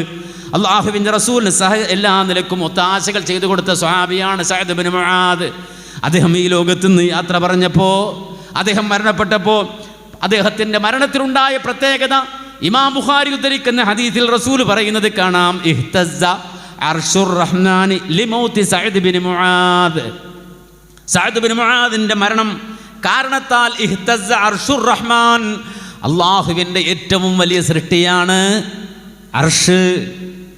അല്ലാഹുവിൻ്റെ ഏറ്റവും വലിയ സൃഷ്ടിയാണ് അർഷ്. മനസ്സിലാക്കണം. അത് മനസ്സിലാക്കണമെങ്കിൽ അർഷ് എന്തെന്ന് പഠിക്കണം. അർഷ് എന്തെന്ന് പഠിക്കണം. ആ അർഷും കുർസിയും എന്ത് എന്ന് മനസ്സിലാക്കണം. അല്ലാഹുവിൻ്റെ റസൂല് പറഞ്ഞു, നിങ്ങൾക്കറിയുമോ, കാണുന്ന യൂണിവേഴ്സൽ ഉണ്ടല്ലോ, മഹാപ്രപഞ്ചം, മനുഷ്യനിന്നും അളക്കാൻ കഴിഞ്ഞിട്ടില്ലാത്ത മഹാപ്രപഞ്ചം, മനുഷ്യനിന്നും അളക്കാൻ കഴിഞ്ഞിട്ടില്ലാത്ത മഹാപ്രപഞ്ചം. നമ്മൾ വസിക്കുന്നത് ഭൂമിയിലാണ്. ഭൂമി ചെറിയൊരു ഗ്രഹമാണ്, വളരെ ചെറിയൊരു ഗ്രഹമാണ് ഭൂമി. മനസ്സിലാക്കണം. ഇവിടുന്ന് നമ്മളൊരു പെട്ടി ചന്ദ്രനിലേക്ക് വിട്ടപ്പോൾ ഭയങ്കര അഹങ്കാര മനുഷ്യർക്ക്, വല്യെന്തോ നേടി എന്നുള്ള കോലത്തിലാണ്. ഒരു ചെറിയ പെട്ടി വിട്ടപ്പോൾ അത് ഹിന്ദുരാഷ്ട്രമാക്കണം എന്ന് പറയുന്ന സാധുക്കൾ എന്നറിഞ്ഞു, ചന്ദ്രനെ ഹിന്ദുരാഷ്ട്രമാക്കണം എന്ന് പറയുന്ന ആൾക്കാർ ഒരു ചെറിയ പെട്ടി കിട്ട് വിട്ടതാ. ഇതൊക്കെ വളരെ ചെറിയ, അള്ളാൻ്റെ പടപ്പിൽ വളരെ ചെറിയ സാധനങ്ങളാണ്, ഈ ഗ്രഹങ്ങളാണ്. ഈ ഭൂമിയുടെ 14 ലക്ഷം ഇരട്ടി വലിപ്പമുണ്ട് സൂര്യന്. എന്നുവെച്ചാൽ 14 ലക്ഷം ഭൂമി കൊണ്ടുപോയി സൂര്യൻ്റെ മുകളിൽ അട്ടിയിട്ട് വെക്കാം, നിരത്തി വെക്കാം, അത്ര വലിപ്പമുണ്ട് സൂര്യന്. ആ സൂര്യൻ്റെ എത്രയോ ഇരട്ടി വലിപ്പമുള്ള നക്ഷത്രങ്ങൾ, മനസ്സിലാക്കണം, കോടാനക്കോടി നക്ഷത്രങ്ങൾ, ഗാലക്സി കൂട്ടങ്ങൾ, യൂണിവേഴ്സലുകൾ, അവിടുന്ന് പിന്നെ അതിനപ്പുറത്ത് വലിയ പ്രപഞ്ചം ഒരിക്കലും മനുഷ്യന് പ്രാപിക്കാൻ പോലും കഴിഞ്ഞിട്ടില്ല. കേവലം ഈ മഹാപ്രപഞ്ചത്തിൻ്റെ 4% മാത്രമാണ് മനുഷ്യന് പ്രാപിക്കുക. 4%. ബാക്കി 96% എന്താന്ന് പോലും മനുഷ്യരറിയില്ല. അത്ര വലിപ്പമുണ്ട് ആകാശഭൂമികൾക്ക്. അല്ലാഹുവിൻ്റെ റസൂല് പറയാണ്, ഇതും കുർസിയും തമ്മിലൊന്ന് തുലനം ചെയ്താൽ എങ്ങനെ ഉണ്ടാവും ചോദിച്ചാൽ, ഒരു മരുഭൂമിയിൽ ഒരു വട്ടക്കണ്ണി കൊണ്ടുപോയിട്ട് എങ്ങനെ ഉണ്ടാവും? ഒരു മരുഭൂമിയിൽ ഒരു വട്ടക്കണ്ണി ഇട്ടാൽ എങ്ങനെ ഉണ്ടാവും? അള്ളാഹിൻ്റെ കുർസിയുമായി ഈ പ്രപഞ്ചത്തെ തുലനം ചെയ്താൽ ആ വട്ടക്കണ്ണിട്ട് അത്രയേ ഉള്ളൂ. മനസ്സിലാക്കണം. ആ കുർസിയും അർഷും തമ്മിലുള്ള വ്യത്യാസം എത്രയെന്നറിയോ? ഇതുപോലെ തന്നെ ഒരു വട്ടക്കണ്ണി കൊണ്ടുപോയി മരുഭൂമിയിലിട്ടാൽ എത്ര ചെറുതാണോ അത്രയും ചെറുതാണ് ഈ പറയുന്ന അർഷും മറ്റുള്ള അള്ളാഹുവിൻ്റെ കുർസിയുമായി ബന്ധപ്പെട്ടുള്ള സംഗതികൾ നോക്കിയാൽ അത്ര ചെറുതാണ്. അർഷാണ് അള്ളാഹുവിൻ്റെ ഏറ്റവും വലിയ സൃഷ്ടി, അള്ളാഹുവിൻ്റെ ഏറ്റവും വലിയ സൃഷ്ടി. ആ അർഷ് പ്രകമ്പനം കൊണ്ടു. ചില ആളുകൾ അർത്ഥം പറയുമ്പോൾ വിറച്ചു എന്നൊക്കെ പറയാറുണ്ട്. വിറച്ചു എന്നല്ല അതിൻ്റെ അർത്ഥം. നേരെ മറിച്ച് മഹാനായ ഇമാം ഖുർത്തുബി റളിയല്ലാഹു അൻഹു പറയുന്നത്, മഹാനായ സഅദ് ഇബ്നു മുആദ് മദീനത്ത് വെച്ച് മരിക്കുമ്പോൾ അള്ളാഹുവിൻ്റെ അർശിൻ്റെ ചുറ്റുമുള്ള അള്ളാഹുവിൻ്റെ കോടാനക്കോടി മലായിക്കത്തുകൾ, മലക്കുകൾ. അല്ലാഹുവിൻ്റെ റസൂൽ പറഞ്ഞല്ലോ, മേറാജിൻ്റെ രാത്രിയിൽ കണ്ട മലക്കുകളെ സംബന്ധിച്ച് റുക്കുവയിൽ തന്നെയുള്ള മലക്കുകൾ, സുജൂദിൽ തന്നെയുള്ള മലക്കുകൾ, കോടാനക്കോടി മലായിക്കത്തുകൾ, അർശിൻ്റെ ചുറ്റുമുള്ള മലക്കുകൾ. ആ അർശിൻ്റെ ചുറ്റുമുള്ള മലക്കുകൾ അവരിതാ യഅനി അഹ്ലുൽ അർശി മിനൽ മലായിക്കത്തി ഫറഹം വസ്തിബിശാറം ബിഖുദൂമിഹി. മഹാനായ സഅദ് ഇബ്നു മുആദ് റളിയല്ലാഹു അൻഹുവിൻ്റെ റൂഹ് സപ്താകാശങ്ങൾ താണ്ടി വരുന്ന വിവരമറിഞ്ഞപ്പോൾ അള്ളാഹുവിൻ്റെ മാലാഖമാർ അലമുറയിട്ടു. അവരവരുടെ സന്തോഷം പ്രകടിപ്പിച്ചു, അവർ ആരവം മുഴക്കിയെന്നാണ്. അതാണ് ഇഹ്തസ്സ അർശുർ റഹ്മാൻ, പരമകാരുണ്യകനായ റബ്ബിൻ്റെ അർശ് പ്രകമ്പനം കൊണ്ടു. മലായിക്കത്തുകൾ, വാനലോകത്തുള്ള മലായിക്കത്തുകൾ ആ റൂഹ് അങ്ങോട്ട് കടന്നു വരുന്ന സന്തോഷം കൊണ്ട് അവരിതാ ആരവം മുഴക്കി. മനസ്സിലാക്കണം, ആ സഅദ് ഇബ്നു മുആദ് റളിയല്ലാഹു അൻഹു മരിച്ച നേരത്ത് അല്ലാഹുവിൻ്റെ റസൂൽ വീട് വിട്ടിറങ്ങി ഓടുകയാണ്. ആ വിവരം അറിഞ്ഞിട്ട് നേരെ ഓടുകയാണ്. ആളുകൾ ചോദിച്ചു, നബി എന്തിനാണ് നിങ്ങൾ ഓടുന്നത്? എന്തിനാണ് സഅദ് ഇബ്നു മുആദിൻ്റെ വീട്ടിലേക്ക് നിങ്ങൾ ഓടുന്നത്? അല്ലാഹുവിൻ്റെ റസൂൽ പറഞ്ഞു, നിങ്ങൾ കാണാത്തത് ഞാൻ കാണുന്നുണ്ട്, നിങ്ങൾ അറിയാത്തത് ഞാൻ അറിയുന്നുണ്ട്. ഇന്നി അഖാഫു അൻ തസ്ബിഖനാ ഇലൈഹിൽ മലായികതു ഫതുഗ്സിലുഹു. അദ്ദേഹത്തെ മലക്കുകളെടുത്ത് മയ്യത്ത് കുളിപ്പിച്ച് കളയുമോ എന്ന് പേടിച്ചാ ഞാൻ ഓടുന്നത്. കാരണം അല്ലാഹുവിൻ്റെ മലായിക്കത്തുകൾ ഏതാണ്ട് 70,000 മലക്കുകൾ. വശഹിദഹു 70,000 മിനൽ മലായിക. ഒരു മനുഷ്യൻ ഭൂമിയിൽ മരിച്ചതറിഞ്ഞിട്ട് 70,000 മലക്കുകൾ ഇതാ നിരനിരയായി ഇറങ്ങി വന്നിരിക്കുകയാണ്. സഅദ് ഇബ്നു മുആദ് റളിയല്ലാഹു അൻഹുവിൻ്റെ ആ ജനാസയുടെ അടുക്കലേക്ക് അല്ലാഹുവിൻ്റെ റസൂൽ ചെല്ലുമ്പോൾ അദ്ദേഹത്തിൻ്റെ ഉമ്മ ഇങ്ങനെ കരയുകയാണ്. അദ്ദേഹത്തിൻ്റെ ഉമ്മ ഇങ്ങനെ കരഞ്ഞുകൊണ്ടിരിക്കുന്നു. റസൂൽ പറഞ്ഞു, വൈല ഉമ്മി സഅദിൻ സഅദ ഹിസാമതം വജിദ്ദാ. അതേ, അങ്ങേറ്റം വിഷമത്തിലാണല്ലോ ഉമ്മ, അങ്ങേറ്റം വേദനയിൽ വാക്കുകൾ പറഞ്ഞൊരു വിട്ടുകൊണ്ടിരിക്കുമ്പോൾ അല്ലാഹുവിൻ്റെ റസൂൽ സഅദ് ഇബ്നു മുആദ് റളിയല്ലാഹു അൻഹുവിൻ്റെ ഉമ്മയെ ആശ്വസിപ്പിക്കുകയാണ്. ഇങ്ങനെ ഒരുപാട് സവിശേഷതകൾ ഉണ്ടായിരുന്നു സഅദ് ഇബ്നു മുആദിൻ്റെ മരണത്തിന്. പലരും ചോദിച്ചു, എന്താണ് അദ്ദേഹത്തിൻ്റെ പ്രത്യേകത? എന്താ ഇതിന് മാത്രം അദ്ദേഹത്തിന് കിട്ടിയത്? വളരെ കുറച്ചു കാലം, ഏതാണ്ട് 5 കൊല്ലത്തോളം മാത്രമേ അദ്ദേഹം മുസ്ലിമായി ജീവിച്ചിട്ടുള്ളൂ. എന്തേ അദ്ദേഹത്തിന് ഇത്രയും പവർ ഉണ്ടായത്? വേറൊന്നുമല്ല, മുഹമ്മദുർ റസൂലുള്ളാഹിക്ക് അദ്ദേഹം കൊടുത്ത സപ്പോർട്ട്. അതാണ്.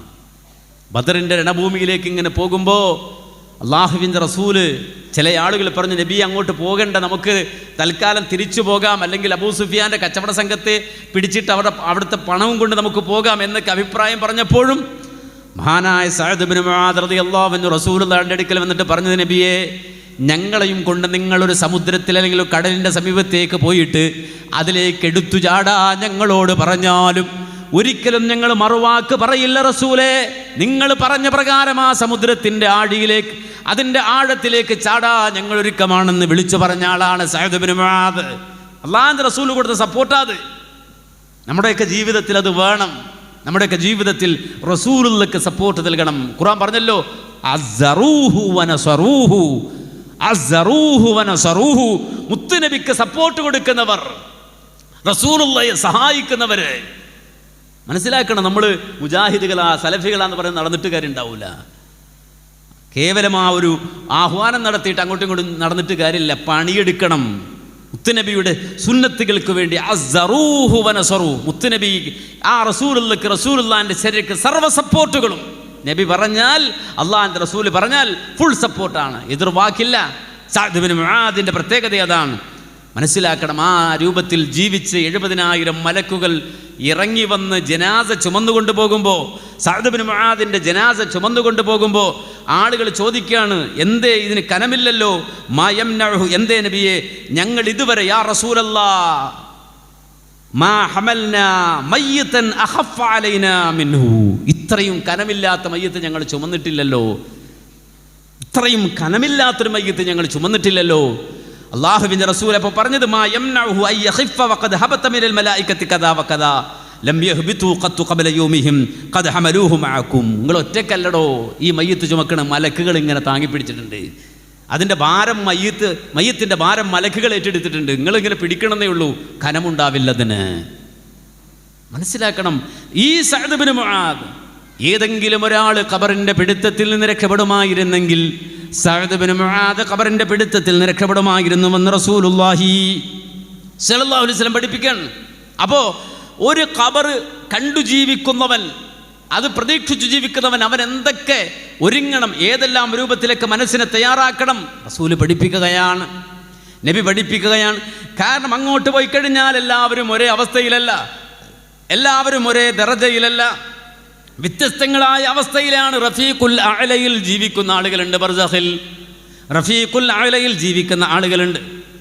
അതാണല്ലോ മുഹമ്മദുർ റസൂലുള്ളാഹി സ്വല്ലല്ലാഹു അലൈഹി വസല്ലം വഫാത്താകുന്ന നേരത്ത് റസൂലുള്ളാഹി അവസാനമായി പറഞ്ഞത് റഫീഖുൽ അഅല എന്നാണ്. ചില ആളുകൾ സംശയം ചോദിക്കാറുണ്ട്, റസൂല് പറഞ്ഞെന്താ? മൻ കാന ആഖിറു ഖൗലിഹി ലാ ഇലാഹ ഇല്ലല്ലാഹ് ദഖലൽ ജന്ന. ഏതെങ്കിലും ഒരാൾ മരിക്കുന്ന നേരത്ത് അവസാനമായി പറയുന്ന വാക്ക് ലാ ഇലാഹ ഇല്ലല്ലാഹ് എന്ന വാക്കാണെങ്കിൽ അവൻ സ്വർഗത്തിൽ കിടന്നു എന്നല്ലേ റസൂല് പറഞ്ഞത്, അല്ലേ? എല്ലാവരും മരിക്കുന്ന നേരത്ത് ലഖ്നൂ മൗതാക്കും ലാ ഇലാഹ ഇല്ലല്ലാഹ്, നിങ്ങൾ മരണാസന്നരായ ആളുകൾക്ക് ലാ ഇലാഹ ഇല്ലല്ലാഹ് പറഞ്ഞു കൊടുക്കണേ, ഓർമ്മിപ്പിച്ചു കൊടുക്കണേ. എന്നിട്ട് റസൂല് മരിച്ചപ്പോഴോ, അള്ളാഹിന്റെ റസൂല് മരിച്ചപ്പോഴോ റസൂല് പറയുന്ന റഫീഖുൽ അഅല ഉണ്ടോ എന്ന് പറഞ്ഞിട്ടാണ്. മരിക്കുന്നതിന് തൊട്ട് മുമ്പ് അള്ളാഹിന്റെ റസൂല് പറഞ്ഞതോ അല്ലാഹുമ്മ ഗഫിർലി വർഹംനി വഅൽഹിഖ്നി ബിർറഫീഖിൽ അഅല. കുറച്ച് കഴിഞ്ഞപ്പോഴോ അള്ളാഹിന്റെ റസൂല് പറഞ്ഞു അല്ലാഹുമ്മ ഇഗ്ഫിർലി വർഹംനി ബിർറഫീഖിൽ അഅല വഅൽഹിഖ്നി ബിർറഫീഖിൽ അഅല. പിന്നെന്താ പറഞ്ഞത്? കുറച്ച് കഴിഞ്ഞപ്പോൾ ഇഗ്ഫിർലി വഅൽഹിഖ്നി ബിർറഫീഖിൽ അഅല. പിന്നെയോ വഅൽഹിഖ്നി ബിർറഫീഖിൽ അഅല. പിന്നെയോ അവസാനം അല്ലാഹുവിൻ്റെ റസൂല് പറഞ്ഞുകൊണ്ടിരുന്നത് അർറഫീഖുൽ അഅല, അർറഫീഖുൽ അഅല. മഹദി ആയിഷ ബീവി പറയാണ്, അത് പറഞ്ഞുകൊണ്ടിരിക്കുന്നതിനിടയിൽ അല്ലാഹുവിൻ്റെ റസൂലിൻ്റെ തല എൻ്റെ മാറിൽ നിന്ന് വീണുപോയി. റസൂല് ഉറങ്ങിയതായി പോയതാകാം, നബി ഉറങ്ങി തല ചരിഞ്ഞതാകാമെന്ന് വിചാരിച്ച് റസൂലുള്ളാഹിൻ്റെ ശരീരം നിലത്തേക്ക് വീണു പോകാതിരിക്കാൻ എൻ്റെ ഇരു കരങ്ങൾ കൊണ്ടും ഞാൻ പ്രവാചകനെ വാരി പുണർന്ന് എൻ്റെ മാറോടടുപ്പിക്കുമ്പോൾ ഞാൻ അറിഞ്ഞു അല്ലാഹുവിൻ്റെ റസൂലിൻ്റെ ചലനം നിശ്ചലമായത്, അല്ലാഹുവിൻ്റെ റസൂലിൻ്റെ ശ്വാസം നിന്നു പോയത് ഞാൻ മനസ്സിലാക്കിയെന്ന് ആയിഷ ബീവി പറയുകയാണ്. അപ്പോൾ അവസാനമായി അല്ലാഹുവിൻ്റെ റസൂല് പറഞ്ഞത് അർറഫീഖുൽ അഅല. എന്തെങ്ങനെ പറയാൻ കാരണം? അങ്ങനെ പറയാൻ കാരണം അല്ലാഹുവിൻ്റെ റസൂലിന് ചോയ്സാണ്, ഏതാണ് വേണ്ടത് എന്ന ചോദ്യമാണ്. ബർസഖിൽ ഏത് ഇടമാണ് വേണ്ടത് എന്ന ചോദ്യമാണ്. അവിടെ അല്ലാഹുവിൻ്റെ റസൂല് തിരഞ്ഞെടുത്തത് റഫീഖുൽ അഅലയാണ്. അതാണ് റബ്ബിനോട് പറയുന്നത് അർറഫീഖുൽ അഅല. റഫീഖുൽ അഅല എന്ന് പറഞ്ഞാൽ അത് അമ്പിയാക്കൾ താമസിക്കുന്ന ഇടമാണ്. അസ്സാക്കിനൂനൽ അംബിയ, അമ്പിയാക്കൾ താമസിക്കുന്ന ഇടമാണ്. അഅലൽ അലീൻ, ഏറ്റവും ഉന്നതമായ ഇടമാണ്, ഏറ്റവും ഉന്നതമായ ഇടമാണ്. ആ ഇടമാണ് ചോദിക്കുന്നത് റബ്ബിനോട്. മനസ്സിലാക്കണം, ശുഹദാക്കളുണ്ട്, മരിച്ചവരാണവർ. ആ ശുഹദാക്കളെ സംബന്ധിച്ചിടത്തോളം മറ്റുള്ളവർ ഖബറിൽ കിടക്കുന്നത് പോലല്ല അവരുടെ ഖബറിലുള്ള കിടത്തം. നേരെ മറിച്ച് ശുഹദാക്കളുടെ അർവാഹുകൾ സ്വർഗത്തിൽ പാറുകയാണ്. എല്ലാവരും ഒരുപോലല്ല, ബർസഖിൽ എല്ലാവരും ഒരേ അവസ്ഥയിലല്ല. അമ്പിയാക്കൾ റഫീഖുൽ അഅലയിലാണ്, ശുഹദാക്കൾ സ്വർഗത്തിലാണ്. അതാ ഖുർആൻ പറഞ്ഞത്. ഒരിക്കലും അല്ലാഹുവിൻ്റെ മാർഗത്തിൽ മരിച്ചവരെ സംബന്ധിച്ച്, ഷഹീദായവരെ സംബന്ധിച്ച് അവർ മരിച്ചവരാണെന്ന് നിങ്ങൾ പറയണ്ട, അവർ മരിച്ചവരാണെന്ന് നീ പറയണ്ട. ബൽ അഹ്യാഉൻ ഇൻദ റബ്ബിഹിം യുർസഖൂൻ, അവർ അല്ലാഹുവിൻ്റെ അടുക്കൽ ജീവിച്ചിരിക്കുന്നവരാണ്. എന്നുവെച്ചാൽ സ്വർഗത്തിൽ അവർ പാറി നടക്കുകയാണ്. അവരുടെ അർവാഹുകളെ അല്ലാഹു പച്ചവർണ്ണക്കിളിയുടെ രൂപത്തിൽ നിക്ഷേപിച്ചുകൊണ്ട് അർശിൽ തൂക്കിയിടപ്പെട്ട കനാദീലുകളിൽ, വിളക്കുമാടങ്ങളിൽ രാത്രികളിൽ താമസിച്ച് പകലുകളിൽ സ്വർഗീയ ആരാമങ്ങളിലൂടെ ചുറ്റി നടക്കുന്ന അവസ്ഥയിലാണ് അവരുടെ റൂഹുകൾ, അവരുടെ ആത്മാക്കളെന്ന് വിശുദ്ധ ഖുർആൻ തന്നെ കൃത്യമായി പഠിപ്പിച്ചില്ലയോ? ഫരീഹീന ബിമാ ആതാഹുമുല്ലാഹു മിൻ ഫദ്ലിഹി വയസ്തബിശറൂന ബില്ലദീന ലം യൽഹഖൂ ബിഹിം മിൻ ഖൽഫിഹിം അല്ലാ ഖൗഫുൻ അലൈഹിം വലാ ഹും യഹ്സനൂൻ. അവരങ്ങേറ്റം സന്തോഷത്തിലാണ്, ആനന്ദത്തിലാണ് ബർസഖിൽ. കാര്യം മരിക്കുമ്പോൾ തന്നെ സ്വർഗത്തിൻ്റെ മണം കിട്ടി മരിച്ചു പോണ ആൾക്കാരാണ് അവര്. സ്വർഗം അനുഭവിച്ച് മരിക്കുക, സ്വർഗത്തിൻ്റെ സുഗന്ധം അനുഭവിച്ച് മരിക്കുക. എല്ലാവർക്കും കിട്ടുന്ന ഭാഗ്യമല്ലത്. മരിക്കുന്ന മനുഷ്യൻ സ്വർഗത്തിൻ്റെ സുഗന്ധം അനുഭവിച്ച് മരിക്കുക. മഹാന്മാരായ മുൻഗാമികൾ, സ്വഹാബത്ത് അവർ അനുഭവം പറയുന്നുണ്ട്. മരിക്കുന്ന നേരത്ത്, വഫാത്താകുന്ന നേരത്ത് അവർ അനുഭവം പറയുന്നുണ്ട്. സഅദ് ബിൻ റബീഅ് റളിയല്ലാഹു അൻഹു ഉഹുദിന്റെ രണഭൂമിയിൽ ഷഹീദായി കിടക്കുമ്പോൾ അള്ളാഹുവിൻ്റെ റസൂൽ ഒരാളെ പറഞ്ഞു വിടുന്നുണ്ട് എന്താണ് അദ്ദേഹത്തിൻ്റെ അവസ്ഥയെന്ന് അന്വേഷിക്കാൻ, അദ്ദേഹത്തിൻ്റെ അവസ്ഥയെന്ന് അന്വേഷിക്കാൻ. ആ സഅദ് ബിൻ റബീന്റെ അടുക്കിലേക്ക് ആളെ പറഞ്ഞു വിടുമ്പോൾ ഉഹുദിന്റെ രണഭൂമിയിൽ വെട്ടേറ്റുകൊണ്ട് നിലത്ത് വീണിട്ട് സക്രാത്തിന്റെ ഹാലിൽ കിടക്കുന്ന സഅദ് ബിൻ റബീന്റെ അടുക്കിലേക്ക് സയ്യിദ് ബിൻ സാബിത്ത് റളിയല്ലാഹു അൻഹു ചെന്നുകൊണ്ട് പറയുന്നുണ്ട്. എന്താണ് അദ്ദേഹം പറയുന്നത്? അള്ളാഹുവിൻ്റെ റസൂൽ നിങ്ങളുടെ വിശേഷം എന്ത് എന്ന് ചോദിക്കാൻ പറയുന്നുണ്ട്. എന്താണ് നിങ്ങളുടെ അവസ്ഥയെന്ന് ചോദിക്കുമ്പോൾ മരണത്തോട് മല്ലടിച്ചു കൊണ്ടിരിക്കുന്ന സഅദ് ബിൻ റബീ റളിയല്ലാഹു അൻഹു പറയുന്നത് അജിദു റീഹൽ ജന്ന, അജിദു റീഹൽ ജന്ന, എനിക്കിപ്പോൾ സ്വർഗത്തിൻ്റെ സുഗന്ധം കിട്ടിക്കൊണ്ടിരിക്കുകയാണ്, ഞാൻ ആ സ്വർഗീയ സുഗന്ധം ആസ്വദിച്ചു കൊണ്ടിരിക്കുകയാണ്. എന്നിട്ട് ആ മരിച്ചു കൊണ്ടിരിക്കുന്ന സഅദ് ബിൻ റബീ റളിയല്ലാഹു അൻഹു പറയാണ് വകുല്ലി ഖൗമിൽ അൻസ്വാർ, നിങ്ങൾ തിരിച്ചു വന്നിട്ട് അൻസ്വാറുകളോട് പറയണം ലാ ഉദ്റ ലക്കും ഇൻദല്ലാഹി ഇൻ ഖുലിസ ഇലാ റസൂലില്ലാഹി വഫീകും ഐനുൻ തത്രിഫു വഫാദത് നഫ്സുഹു മിൻ വഖ്തിഹി. നിങ്ങൾ ജീവിച്ചിരിക്കുമ്പോൾ അല്ലാഹുവിൻ്റെ റസൂലിന് എന്തെങ്കിലും ഒന്ന് സംഭവിച്ചാൽ ഒരു ഉദ്റും നിങ്ങൾക്കില്ല, ഒരു ഒഴിവ് കഴിവും നിങ്ങൾക്ക് പറയാനില്ല എന്ന് അൻസാറുകളോട് നിങ്ങൾ പോയി പറയണമെന്ന് സഅദ് ബിൻ റബീ റളിയല്ലാഹു അൻഹു പറഞ്ഞത് നമുക്ക് കാണാം ചരിത്രത്തിൽ. അപ്പോൾ സ്വർഗത്തിൻ്റെ മണം ആസ്വദിച്ചുകൊണ്ട്, അതിൻ്റെ സുഗന്ധം ആസ്വദിച്ചുകൊണ്ട് വഫാത്താകുന്ന മരിക്കുന്ന ആളുകൾ മനസ്സിലാക്കണം. ചില ആളുകൾ പായിൽ കിടന്നത് അനുഭവിക്കും. സ്വാലിഹാണെങ്കിൽ, ജീവിതത്തിൽ നന്മകളുണ്ടെങ്കിൽ, പുണ്യമുണ്ടെങ്കിൽ അള്ളാഹുവിൻ്റെ മാലാഖമാർ ഇറങ്ങി വരുന്നു, അള്ളാഹുവിൻ്റെ മാലാഖമാർ ഇറങ്ങി വരുന്നു. മരിക്കുന്ന നേരത്ത് തന്നെ അവിടെ സ്വർഗത്തിൻ്റെ സുഗന്ധം പൂശിക്കൊണ്ടാ കൊണ്ടുപോകുന്നത്. ആ മനുഷ്യൻ ഖബറിലെത്തിയാൽ ഖബറിൽ കിടക്കുന്ന ബർസഖിൻ്റെ അവസ്ഥയിൽ ഇതാ അയാൾക്ക് സ്വർഗത്തിലേക്ക് പോകാൻ അദ്ദേഹം ഷഹീദല്ല, അതല്ലെങ്കിൽ റഫീഖുൽ അഅലയിലേക്ക് ഉയരാൻ അദ്ദേഹം നബിയല്ല. ഖബറിൽ ഇങ്ങനെ കിടക്കുമ്പോൾ, ആ കുഴിമാടത്തിൽ കിടക്കുമ്പോൾ ഫയുനാദി മുനാദിം ഫിസ്സമാ, സ്വാലിഹായ മനുഷ്യന്റെ കാര്യത്തിൽ വിളിച്ചു പറയുമല്ലോ ഫഅഫ്രിശൂഹു മിനൽ ജന്ന വഅൽബിസൂഹു മിനൽ ജന്ന വഫ്തഹൂ ലഹു ബാബൻ ഇലൽ ജന്ന. സ്വർഗത്തിൻ്റെ കവാടങ്ങൾ ആ ഖബറിലേക്ക് തുറന്നു വെച്ചു കൊടുക്കൂ എന്ന് വിളിച്ചു പറയുന്ന ആളുകൾ. അപ്പോൾ ഏതെല്ലാം തരത്തിലാണ് ഖബർ? ഒരവസ്ഥയിലല്ല, പലവിധ അവസ്ഥയിലാണ് ഖബറിൽ കിടക്കുന്ന ആളുകൾ. വ്യത്യസ്ത അവസ്ഥകളിലാണ്. സ്വാലിഹീങ്ങൾ വ്യത്യസ്ത ദറജയിലാണ്. ഈമാനുള്ളവർ, തൗഹീദുള്ളവർ വ്യത്യസ്ത അവസ്ഥകളിലാണ്.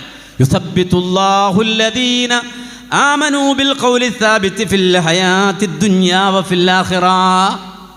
തൗഹീദുള്ള മനുഷ്യർ, ലാ ഇലാഹ ഇല്ലല്ലാഹ് സംരക്ഷിച്ച മനുഷ്യർ, അവർ ഖബറിലും സ്ഥിരതയുള്ളവരാണ്, ഉറപ്പുള്ളവരാണ്, രക്ഷപ്പെട്ടവരാണ്.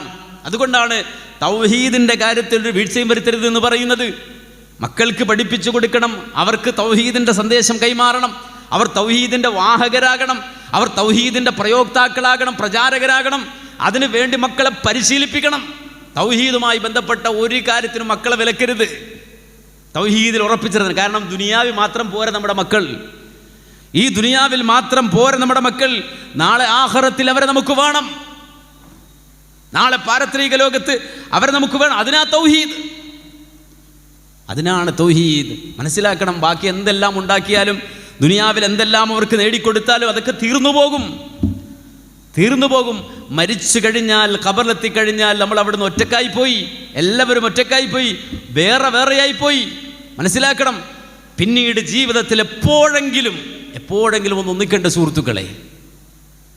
എപ്പോഴെങ്കിലും നമുക്കൊന്ന് ഒന്നിക്കണ്ടേ? ചിന്തിച്ചിട്ടുണ്ടോ അങ്ങനെ ഒരു രംഗം? ദുനിയാവിൽ ജീവിച്ചവർ മരണത്തോട് വേർപിരിഞ്ഞ് വേറെയായി ഖബറിലെത്തിയിട്ട് ഇനി ഒന്ന് ഒന്നിക്കണ്ടേ? എപ്പോഴാണ് നമുക്ക് ഒന്നിക്കാൻ കഴിയുക? എങ്ങനെയാണ് നമുക്ക് ഒന്നിക്കാൻ കഴിയുക? ചിന്തിച്ചിട്ടുണ്ടോ? എൻ്റെ വാപ്പ മരണപ്പെട്ടു പോയി, ഇനി എൻ്റെ വാപ്പയെ ഒരിക്കലെങ്കിലും എനിക്ക് കാണണ്ടേ? നിങ്ങളുടെ ആളുകളുടെ വാപ്പമാർ മരിച്ച ആൾക്കാരുണ്ടാവും, ഉമ്മമാർ മരിച്ചുപോയ ആളുകളുണ്ടാവും, മക്കൾ മരിച്ചുപോയ ആളുകളുണ്ടാവും. ഈ കൂട്ടത്തിൽ നിങ്ങൾക്ക് മരിച്ചവരെയൊക്കെ ഒന്ന് തിരിച്ചു കിട്ടേണ്ട ജീവിതത്തിൽ. ദുനിയാവിൽ 50-60 കൊല്ലം ഒന്ന് ജീവിച്ച ആളുകൾ, മക്കള്, ഇണ, അതുപോലെ തന്നെ വല്ലുമ്മ, അവർക്ക് ഒരിക്കൽ കൂടി ജീവിതത്തിൽ കിട്ടണ്ടേ? ഇനിയും അവരോടൊപ്പം ജീവിക്കണ്ടേ? ആഗ്രഹമില്ല സുഹൃത്തുക്കളെ, നമുക്കങ്ങനെ ആഗ്രഹിക്കണ്ടേ? എന്തുണ്ട് വഴി? ഏത് രൂപത്തിലാണ് ഒന്നിപ്പിക്കാൻ നമുക്ക് ഒന്നിക്കാൻ കഴിയുക? എങ്ങനെയാണ് നമുക്ക് ഒന്നിക്കാൻ കഴിയുക? എങ്ങനെ നമുക്ക് അവരെ തിരിച്ചു കിട്ടുക? ഇനി ഒരിക്കൽ കൂടി എൻ്റെ ഉപ്പയുടെ കൈപിടിച്ച് നടക്കാൻ എനിക്കെങ്ങനെ കഴിയുക? എൻ്റെ മക്കളോടൊപ്പം എൻ്റെ മരണശേഷം ഒന്നുകൂടി ഒത്തൊരുമിക്കാൻ എങ്ങനെയാണ് സാധിക്കുക? ചിന്തിച്ചിട്ടുണ്ടോ? ആലോചിച്ചിട്ടുണ്ടോ? ഒരേ ഒരു വഴിയുള്ളൂ അതിന്, ഒരേ ഒരു വഴിയുള്ളൂ. അതിനാണ് ഈ ആഖിറത്തൊക്കെ പറയുന്നത്, പരലോകമൊക്കെ പറയുന്നത്. അല്ലാതെ വെറുതെ കേട്ടുപോകാനല്ല. നേരെ മറിച്ച് നമുക്ക് ഒരിക്കൽ കൂടി ഒന്നിക്കാൻ, ഒരിക്കൽ കൂടി നമുക്ക് തിരിച്ചെത്താൻ കഴിയണം. കാരണം മരണത്തോടെ വേർപെട്ടു പോയവരാ നമ്മൾ. മക്കളെ അടക്കിയിട്ട് വാപ്പ തിരിച്ചു വന്നു. വാപ്പ തിരിച്ചു, ഒരേ ഒരു മകൻ മാത്രമുള്ള വാപ്പ മകനെ ഒരു ടൂറിന് വിട്ടതാ. വാപ്പ ആ സമയത്തും പറഞ്ഞു, മോനെ പോകണ്ട എന്ന് പറഞ്ഞു മോനോട്. പക്ഷെ മോൻ കൂട്ടുകാർ നിർബന്ധിച്ചപ്പോൾ അവർക്ക് വാക്ക് കൊടുത്തതാണ്. അപ്പയോട് പറഞ്ഞു, ഒരു കുഴപ്പമില്ല വാപ്പ, ഞങ്ങളെല്ലാവരും ഒന്നിച്ചാൽ പോകണേ. ഇന്ന ആൾക്കാരൊക്കെയാണ്, ഒരു ഇന്നോവ വണ്ടി റെൻറ്റിന് എടുത്തിട്ടുണ്ട്, അതുകൊണ്ട് വേറെ തടസ്സവും പ്രയാസമൊന്നുമില്ല. മനസ്സിലാക്കണം, ഒരു മുഹറം 10 തലേന്നാണ്, മുഹറം 9 ആ മക്കൾ തിരിച്ചു വരികയാണ്. രാത്രി 2 മണി. ആ 2 മണിക്ക് ഈ മകൻ ഫോൺ എടുത്തു, ഉമ്മക്ക് വിളിച്ചിട്ട് പറഞ്ഞു, അത്താഴം വിളമ്പി വെച്ചേക്ക്, കാര്യം നാളെ നോമ്പ് പിടിക്കണ്ടേ. വീട്ടിലേക്ക് വിളിച്ച് പറയും, അത്താഴം ഉമ്മ വിളമ്പി വെച്ചേക്ക്, ഞാനിതാ വരികയാണ്. വാപ്പയോട് പറയാം, ജംഗ്ഷനിലൊന്ന് ബൈക്കോട്ട് വന്ന് നിൽക്കാൻ, ഞാനവിടെ ഇപ്പോൾ എത്തും. ഇത്ര കിലോമീറ്ററേ ഉള്ളൂ, ഒരു 5-6 കിലോമീറ്റർ. ഫോൺ ഓഫാക്കി. വാപ്പ ഉടൻ ബൈക്ക് എടുത്തിട്ട് ജംഗ്ഷനിൽ വന്ന് കാത്തിക്കുക. രാത്രി 3 മണി, വെളുപ്പിന് 3 മണി നേരത്ത് മകൻ ഇപ്പോൾ എത്തുമെന്ന് വിചാരിച്ചിട്ട്. മകൻ വന്നില്ല. ഉമ്മ അത്താഴം വിളമ്പി വെച്ചിരിക്കുകയാണ്. കാര്യം വന്ന ഉടനെ സുബഹി ബാങ്ക് വിളിക്കുന്നതിന് മുമ്പ് അത്താഴം കൊടുക്കാൻ വേണ്ടിയിട്ട് അത്താഴം കഴിക്കാൻ മകൻ എത്തിയില്ല. ആ ഫോൺ ഓഫ് ചെയ്ത് അടുത്ത ജംഗ്ഷൻ എത്തിക്കഴിഞ്ഞപ്പോൾ ഒരു ടിപ്പർ നേരെ ഓപ്പോസിറ്റ് വന്നു. ആ ഇന്നോവയിലുണ്ടായിരുന്ന മുഴുവൻ യുവാക്കളും ആ സമയത്ത് അള്ളാഹുവിലേക്ക് യാത്ര പറഞ്ഞു പോയി. മനസ്സിലാക്കണം, പിറ്റേ ദിവസം അത്താഴം കഴിച്ച് ഞാനിരിക്കുമ്പോൾ എൻ്റെ ഫോണിലേക്ക് ഒരാൾ വിളിച്ചിട്ട് പറഞ്ഞു, അവരുടെ ഉമ്മ വിളിച്ചിട്ട് പറഞ്ഞു, ഉസ്താദെ, എൻ്റെ മകൻ അവിടെ ആശുപത്രിയിലായിട്ടുണ്ടെന്ന് ഫോൺ വന്നു, നിങ്ങളുടെ വീടിനടുത്ത് നിങ്ങളൊന്ന് പോയി നോക്കോ. ഞാൻ വണ്ടി എടുത്ത് നേരെ അവിടെ ചെന്നു. നിറയെ പോലീസാണ്. ആ പോലീസുകാരെന്നെ വിളിച്ചു. എന്തേ എന്ന് ചോദിച്ചു. ഞാൻ പറഞ്ഞു, ഇവിടെ ഒരു ശിഷ്യനാണ്, എൻ്റെ ഒരു സുഹൃത്തിൻ്റെ മകനാണ്, മരണപ്പെട്ടു, അല്ല ഇത് അപകടത്തിൽപ്പെട്ടു എന്ന് കേട്ടു. ആ SI നേരെ വിളിച്ചുകൊണ്ടത് മോർച്ചറിയിലേക്കാണ്. നിരന്ന് കിടക്കുകയാണ് ആ ഇന്നോവയിലുണ്ടായിരുന്ന മുഴുവൻ യുവാക്കളും. അതിൻ്റെ നടുവിൽ എൻ്റെ ശിഷ്യനായ എൻ്റെ സുഹൃത്തിൻ്റെ മകൻ ഇങ്ങനെ കിടക്കുകയാണ്, മരിച്ചു കിടക്കുകയാണ്. ഏതാനും സമയം കഴിഞ്ഞു, ആ വാപ്പ ഇങ്ങനെ കയറി വരികയാണ് ആശുപത്രിയിലേക്ക്. നിങ്ങൾ ചിന്തിച്ചു നോക്കുക, ആ വാപ്പ ഇങ്ങനെ കയറി വരികയാണ് ആശുപത്രിയിലേക്ക്. ആദ്യം കണ്ടത് എന്നെയാണ്. എന്നോട് ചോദിച്ചു, ഉസ്താദെ എങ്ങനെയുണ്ട്, എൻ്റെ മോൻ എങ്ങനെയുണ്ട്? ഞാൻ അവനോട് പറഞ്ഞാണ് പോവേണ്ട, ഉമ്മയോട് അത്താഴം വിളമ്പി വെച്ചിട്ടിരിക്കുകയാണ്, ഞാനവിടെ ബൈക്കും കൊണ്ട് കാത്തിരുന്നതാണ്, ഞാൻ പറഞ്ഞതാണ് പോകണ്ട. മകൻ അടുത്ത മോർച്ചറിയിൽ കിടക്കണം, വാപ്പ അറിഞ്ഞിട്ടില്ല. ഞാൻ പറഞ്ഞു, കുഴപ്പമൊന്നുമില്ല, നിങ്ങൾ ഇവിടെ ഇരിക്കുക. അവനച്ഛനെ പിടിച്ചിരുത്താണ്.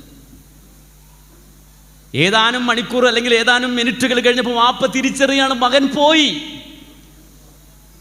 മനസ്സിലാക്കണം, ഇനി ജീവിതത്തിൽ എപ്പോഴെങ്കിലും ആ മകനെ തിരിച്ചു കിട്ടണ്ടേ ആ വാപ്പക്ക്?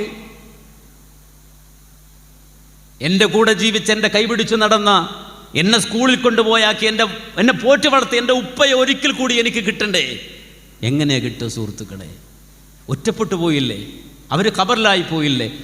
നാളെ ഞാൻ വേറെ ഖബറിലല്ലേ, നിങ്ങൾ ഓരോരുത്തരും വേറെ വേറെ ഖബറിലല്ലേ, ഉമ്മ ഒരു ഖബറിലല്ലേ, വല്ലുപ്പ വേറെ ഖബറിലല്ലേ, ഓരോരുത്തരും ഓരോരോ ഖബറിലല്ലേ. അവിടെയാണ് അള്ളാഹു നമുക്കൊരു ഓഫർ തന്നത്, റബ്ബ് നമുക്കൊരു ഓഫർ തന്നത്.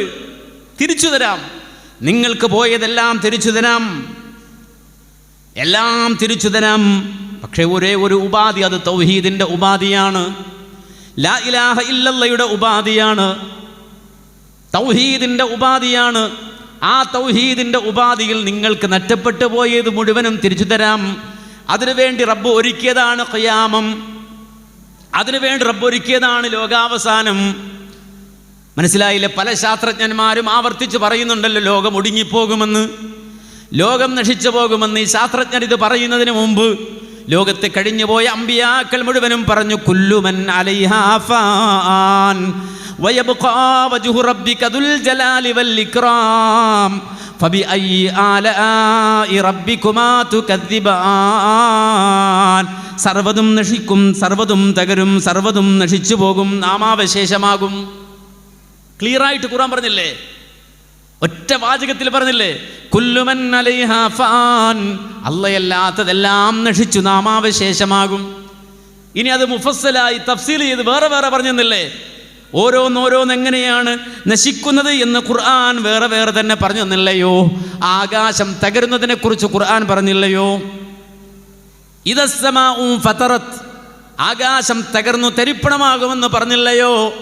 മാത്രമല്ല വഇദശംസു കുവ്വിറത്, സൂര്യൻ അതിൻ്റെ തൊലി ഉലിക്കപ്പെടും, അല്ലെങ്കിൽ അതിൻ്റെ പ്രഭ ഉരിക്കപ്പെടുമെന്ന് ഖുർആൻ പറഞ്ഞില്ലയോ? മനസ്സിലാക്കണം, ഒറ്റ വാചകം മതി. സൂര്യൻ്റെ പ്രഭ പോയാൽ എന്താ സംഭവിക്കുക? നമുക്കറിയാം, ഈ പ്രപഞ്ചത്തിൽ ഇരുട്ട് മാത്രമേ ഉള്ളൂ, ഇരുള് മാത്രമേ ഉള്ളൂ. ആ ഇരുള് മാറുന്നത് സൂര്യൻ വരുന്നത് കൊണ്ട് മാത്രമാണ്. സൂര്യൻ്റെ പ്രഭ മങ്ങിയാലോ പൂർണ്ണമായും ഈ പ്രപഞ്ചം ഇരുട്ടിലായി പോവുകയാണ്. ഒരു പവർ കട്ട് സംഭവിച്ച പോലെ. ഇനി ആ സൂര്യൻ്റെ പ്രഭ മങ്ങിയാലോ? സൂര്യൻ്റെ പ്രഭയേറ്റ് പ്രകാശിക്കുകയാണ് ചന്ദ്രൻ ചെയ്യുന്നത്, ഒരു കണ്ണാടി പോലെ. സൂര്യൻ്റെ പ്രകാശം ഏറ്റുകൊണ്ട് പ്രതിഫലിക്കുന്ന ചന്ദ്രൻ്റെ അവസ്ഥ ഖുർആൻ പറഞ്ഞു വഖസഫൽ ഖമർ, സൂര്യൻ്റെ പ്രഭ പോയാൽ ചന്ദ്രനും അണഞ്ഞു പോകും. സൂര്യനും ചന്ദ്രനും അണഞ്ഞു പോയാലോ അതുകൊണ്ട് അവസാനിക്കുമോ? വജുമിഅ ശംസു വൽ ഖമർ, സൂര്യനും ചന്ദ്രനും കൂട്ടിയിടിക്കപ്പെടും എന്ന് പറഞ്ഞാൽ സൂര്യൻ്റെ പിടിവലയത്തിലേക്ക് ചന്ദ്രൻ വരും, അത് രണ്ടും കൂട്ടിയിടിക്കപ്പെടുമെന്ന് മാത്രമല്ല, നേരത്തെ പറഞ്ഞതുപോലെ സ്റ്റീഫൻ ഹോക്കിംഗ് കണ്ടുപിടിച്ച ബ്ലാക്ക് ഹോൾസുകൾ, അത് ആകാശലോകത്ത് പലയിടങ്ങളിലായി എണ്ണപ്പെട്ട ബ്ലാക്ക് ഹോൾസുകളാണുള്ളതെങ്കിൽ ആ നാളിൽ വാനലോകത്തുള്ള സർവ നക്ഷത്രങ്ങളും തപോഗർത്തങ്ങളായി മാറുന്നതാണ് ഖുർആൻ പറഞ്ഞത്. വൈദൽ കവാകിബുൻ തതറത്, നക്ഷത്രങ്ങൾ ഉതിർന്നു വീഴും. നക്ഷത്രങ്ങൾ ഉതിർന്നു വീഴുമെന്ന് മാത്രമല്ല, യുർസലു അലൈക്കുമാ ശുവാദും മിൻ നാരിൻ വനുഹാസും ഫലാ തന്തസിറാൻ ഫബിഅയ്യി ആലാഇ റബ്ബികുമാ തുകദ്ദിബാൻ.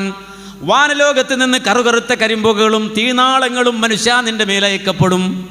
മനസ്സിലാക്കണം, യാ മഅ്ശറൽ ജിന്നി വൽ ഇൻസി ഇൻ ഇസ്തതഅ്തും അൻ തൻഫുദൂ മിൻ അഖ്താരിസ് സമാവാതി വൽ അർളി ഫൻഫുദൂ ലാ തൻഫുദൂന ഇല്ലാ ബിസുൽത്താൻ.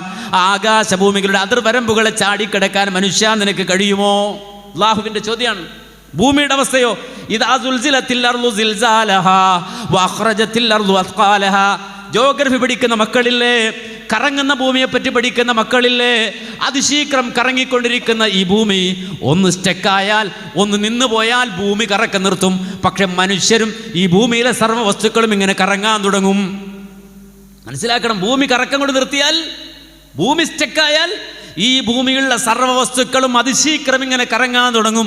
അതാണ് വിശുദ്ധ ഖുർആൻ പറഞ്ഞത്, ഭൂമിയുടെ സന്തുലിതാവസ്ഥ പോയി, ഗ്രാവിറ്റി പോയി, മാത്രമല്ല അതിൻ്റെ ഗുരുത്വാകർഷണം നഷ്ടപ്പെട്ടു പോയി. മാത്രമല്ല ആ സന്ദർഭത്തിൽ ഭൂമിയുടെ ബാലൻസ് ചെയ്തിരുന്ന പർവ്വതങ്ങൾ ഊരി മാറ്റപ്പെടുന്നു. അതാണ് ഖുർആൻ പറഞ്ഞത് വതകൂനുൽ ജിബാലു കൽഇഹ്നിൽ മൻഫൂസ്. പർവ്വതങ്ങൾ എവറസ്റ്റ് കൊടുമുടിയടക്കം കടഞ്ഞെടുത്ത രോമം പോലെ പാറി നടക്കും.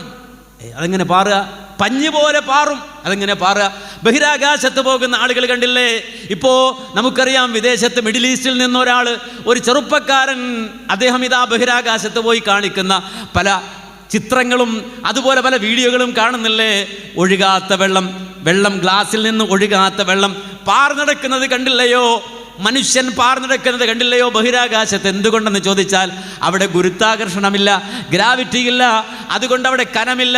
ഇതുപോലെ ഭൂമിയുടെ ഗുരുത്വാകർഷണം അങ്ങ് പോയാൽ പർവ്വതങ്ങൾ ഇങ്ങനെ പറന്നു നടക്കുമെന്ന് ഖുർആൻ. വഹുമിലത്തിൽ അർളു വൽ ജിബാലു ഫദുക്കതാ ദക്കതൻ വാഹിദ. ഭൂമിയും പർവ്വതങ്ങളും പരസ്പരം ഇടിച്ച് തകർന്നു പോകുമെന്ന് ഖുർആൻ. ഇദാ സുൽസിലത്തിൽ അർളു സിൽസാലഹാ വഅഖ്റജത്തിൽ അർളു അസ്ഖാലഹാ. ഭൂമി ഇതാ കിടുകിട വിറപ്പിക്കപ്പെടുകയും ഭൂമി അതിൻ്റെ ഉള്ളിൽ തിളച്ചുമറിയുന്ന ലാവകളെ പുറത്തേക്ക് തള്ളുകയും ചെയ്യുമെന്ന് ഖുർആൻ. നമ്മൾ കാണുന്നില്ലേ വോൾക്കാനുകൾ, തിളച്ചുമറിയുന്ന വോൾക്കാനുകളെ കാണുന്നില്ലേ? ഭൂമിയുടെ ഉള്ളിൽ തിളച്ചുമറിയുന്ന ലാവകൾ മുഴുവനും പുറത്തേക്ക് ഒഴുകുന്ന ദിവസമുണ്ട് എന്ന് ഖുർആൻ. യൗമത്തനാദ്, മനുഷ്യൻ നെഞ്ച് നെഞ്ചത്തടിച്ച് കരയുന്ന ദിവസമെന്ന് ഖുർആൻ പറഞ്ഞില്ലയോ? ഐനൽ മഫർ, എവിടേക്ക് ഞാൻ ഓടുമെന്ന് ചോദിച്ചുകൊണ്ട് മനുഷ്യർ ഓടി നടക്കുമെന്ന് ഖുർആൻ പറഞ്ഞില്ലയോ? വതറന്നാസ സുകാറാ വമാ ഹും ബിസുകാറാ വലാകിന്ന അദാബല്ലാഹി ശദീദ്. ആളുകൾ മസ്തടിച്ചവരെ പോലെ പിച്ചും പേയും പറയുമെന്ന് ഖുർആൻ. യഥാർത്ഥത്തിൽ അവർ കള്ളുകുടിച്ചവരല്ല, അവർ ബ്രാൻഡ് കുടിച്ചവരല്ല, അവർ മസ്തന്മാരല്ല. വലാകിന്ന അദാബല്ലാഹി ശദീദ്. ഒരു ചെറിയ സുനാമി വന്നപ്പോൾ പിച്ചും പേയും പറഞ്ഞ് മനുഷ്യനോടിയത് കണ്ടില്ലയോ? വേൾഡ് ട്രേഡ് സെന്റർ തകരുന്ന ആ സെക്കൻഡിൽ 70 നിലയുടെ മുകളിൽ നിന്ന് മനുഷ്യൻ രക്ഷപ്പെടാൻ പുറത്തേക്ക് ചാടിയത് നിങ്ങൾ കണ്ടില്ലയോ? 70 നിലയുടെ മുകളിൽ നിന്ന് ഒരാൾ താഴേക്ക് ചാടിയാൽ അയാൾ രക്ഷപ്പെടില്ല എന്നുള്ളത് ഉറപ്പല്ലയോ? എന്നാലും ഒരു അപകടാവസ്ഥയിൽ മനുഷ്യന്റെ അവസ്ഥ എങ്ങനെയാണ്? വതറന്നാസ സുകാറാ, മനുഷ്യൻ മദ്യപിച്ചവരെ പോലെ പിച്ചും പേയും വിളിച്ചു പറയുന്നു. വമാഹും ബിസുകാറാ, അവർ കള്ളുകുടിച്ചവരല്ല, അവർ മസ്തന്മാരല്ല. വലാകിന്ന അദാബല്ലാഹി ശദീദ്.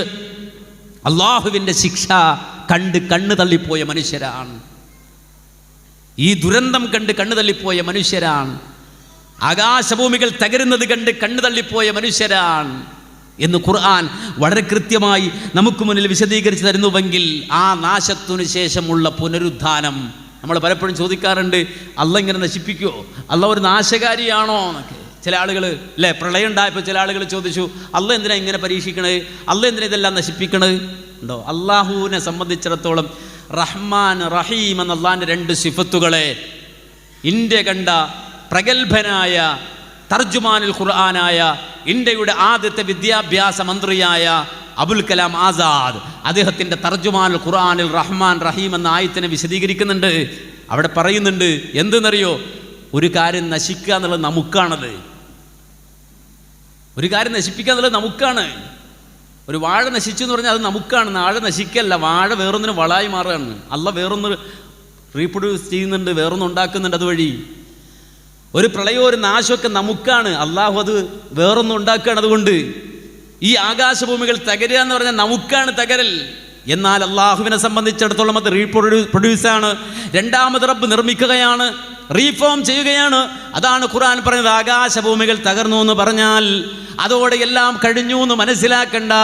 അല്ലാഹു സുബ്ഹാനഹു വ തആല അതേ രണ്ടാമത് യൗമ തുബദ്ദലുൽ അർളു ഗൈറൽ അർളി വസ്സമാവാത്, ഇന്ന് കാണുന്ന ആകാശഭൂമികളല്ലാത്ത അവസ്ഥയിലേക്ക് ഇതിനെ രൂപമാറ്റം വരുത്തുകയാണ്. എല്ലാം തകർന്ന് തരിപ്പണമായി, സർവ്വതും തകർന്നു കഴിഞ്ഞാൽ യദറുഹാ കഅൻ സഫ്സഫൻ ലാ തറാ ഫീഹാ ഇവജൻ വലാ അംദാ, ഒരു കുന്നില്ല കുഴിയില്ല, അതേ മുഴുവനും തകർന്ന് തരിപ്പണമായി ഒരു കളി കഴിഞ്ഞ മൈതാനം പോലെ ആകാശഭൂമികൾ തകർന്നു കഴിഞ്ഞാൽ യൗമ തുബദ്ദലുൽ അർളു ഗൈറൽ അർളി വസ്സമാവാത്, ഇന്ന് കാണുന്ന ആകാശഭൂമികളല്ലാത്ത മറ്റൊരവസ്ഥയിലേക്ക് അതിന് രൂപമാറ്റം വരുത്തുകയാണ്. അങ്ങനെ രൂപമാറ്റം വന്നാലോ പിന്നെ കാഹളത്തിൽ ഊതപ്പെട്ടാൽ അപ്പോഴാണ് കുഴിയിൽ നിന്ന് ആളുകൾ എഴുന്നേറ്റ് നിൽക്കുന്നത്, ഖബറുകളിൽ നിന്ന് ആളുകൾ എഴുന്നേറ്റ് നിൽക്കുന്നത്, കുഴിമാടങ്ങളിൽ നിന്ന് ആളുകൾ എഴുന്നേറ്റ് വരുന്നത്. ഓരോ ആളുകളും യഖ്റുജൂന സിറാഅ, ധൃതി വെച്ചുകൊണ്ട് പുറത്തേക്ക് വരുന്നത്. മാത്രമല്ല കൂട്ടം കൂട്ടമായി കുഴിമാടങ്ങളിൽ നിന്ന് ആളുകൾ എഴുന്നേറ്റ് വരുന്നത്. ഓരോ ഖബർസ്ഥാനുകളിലും അടക്കപ്പെട്ട 100 കണക്കിന് മനുഷ്യർ, 1000കണക്കിന് മനുഷ്യർ. ഈ മഹല്ലത്തിൽ ആ ഖബർസ്ഥാനിൽ അടക്കപ്പെട്ട മനുഷ്യരെത്രയാണ്? എത്ര തലമുറയാണ് ഖബറടക്കപ്പെട്ടത്? ആ കുഴിമാടത്തിൽ നിന്ന് അവിടെ ആളുകൾ മുഴുവനും അവിടെ നിന്ന് എഴുന്നേറ്റ് നിൽക്കുകയാണ്. അങ്ങനെ ഭൂമിയുടെ വ്യത്യസ്ത കോണുകളിലുള്ള കുഴിമാടങ്ങളിൽ നിന്ന്, ഖബറുകളിൽ നിന്ന് ആളുകൾ എഴുന്നേറ്റ് വരികയാണ്, ആളുകൾ എഴുന്നേറ്റ് നിൽക്കുകയാണ്. ഖുർആൻ ആ രംഗം പറയുന്നുണ്ട്. അവർ എഴുന്നേറ്റ് നിന്നിട്ട് അവരുടെ തലയിലെ മണ്ണുണ്ടല്ലോ, കുടിയിൽ നിന്ന് എഴുന്നേറ്റ് വന്ന് തലയിലെ മണ്ണ് തട്ടിയിട്ട് അവർ പറയുന്നു, യാ വൈലനാ മംബഅസനാ മിൻ മർഖദിനാ ഹാദാ മാ വഅദർ റഹ്മാനു വസദഖൽ മുർസലൂൻ. തലയിലെ മണ്ണ് തട്ടിയിട്ട് പറയാണ്, യാ വൈലനാ മംബഅസനാ, ആരാടോ ഞങ്ങൾ രണ്ടാമത് ഞങ്ങളെ ഉറക്കിൽ നിന്ന് വിളിച്ചുണർത്തിയത്? ഞങ്ങൾ ഉറങ്ങുകയായിരുന്നല്ലോ, ഞങ്ങളുടെ ഉറക്കിൽ നിന്ന് ആരാണ് ഞങ്ങളെ വിളിച്ചുണർത്തിയത്? കുഴിയിൽ നിന്ന് എഴുന്നേറ്റ് ആദ്യം ചോദിക്കുന്ന ചോദ്യമാണത്.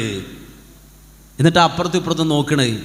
അപ്പോഴാ വല്ലുപ്പ മരിച്ച ആൾ ഇതാ നിൽക്കണേ, എളാമ്മ ഇയാളാണ് കബറടക്കിയത്. ഈ എഴുന്നേറ്റിക്കണ ആളെ, ഈ ചോദിച്ച ആളെ കബറടക്കി എളാമ്മ ഇപ്പുറത്തേക്കണേ.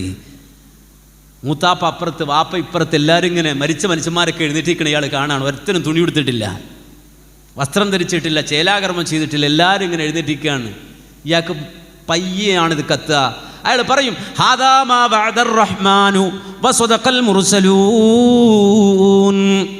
ഇത് ഉറക്കിൽ നിന്ന് എഴുന്നേറ്റതല്ല, റഹ്മാനായ റബ്ബ് വഅദ ചെയ്ത, വാഗ്ദാനം ചെയ്ത നാളിലെത്തിയതാണ്. മനസ്സിലാക്കണം. ആ രംഗം നമ്മളൊന്ന് ആലോചിച്ച് നോക്ക്. നമ്മളൊക്കെ എഴുന്നേറ്റ് നിൽക്കുന്ന ആ ദിവസം, ഖബറിൽ നിന്ന് എഴുന്നേറ്റ് വരുന്ന ദിവസം, ആ ദിവസം എന്തിനാണെന്നറിയോ? വനളഉ മവാസീനൽ ഖിസ്ത് ലിയൗമിൽ ഖിയാമത്തി ഫലാ തുദ്ലമു നഫ്സുൻ ശൈആ വഇൻ കാന മിസ്ഖാല ഹബ്ബത്തിൻ മിൻ ഖർദലിൻ അതൈനാ ബിഹാ വകഫാ ബിനാ ഹാസിബീൻ. ഈ ഒറ്റ ആയത്ത് ചിന്തിച്ചാൽ മതി. ഈ ഒറ്റ വചനം സൂറത്ത് അംബിയായിലെ 47-ാമത്തെ ആയത്താണ്. വനളഉ മവാസീനൽ ഖിസ്ത്, നീതിയുടെ തുലാസ് എന്നവിടെ സ്ഥാപിക്കും. അല്ലേ, നീതിയുടെ തുലാസ് ഇന്നലെ കണ്ടില്ലേ? 2ാം ക്ലാസ്സിൽ പഠിക്കണ മോൻ്റെ കർണത്തടിക്കണ കണ്ടില്ലേ? അടിക്കടാവൻ്റെ കർണത്ത് എന്ന് പറഞ്ഞ ടീച്ചറെ കണ്ടില്ലേ?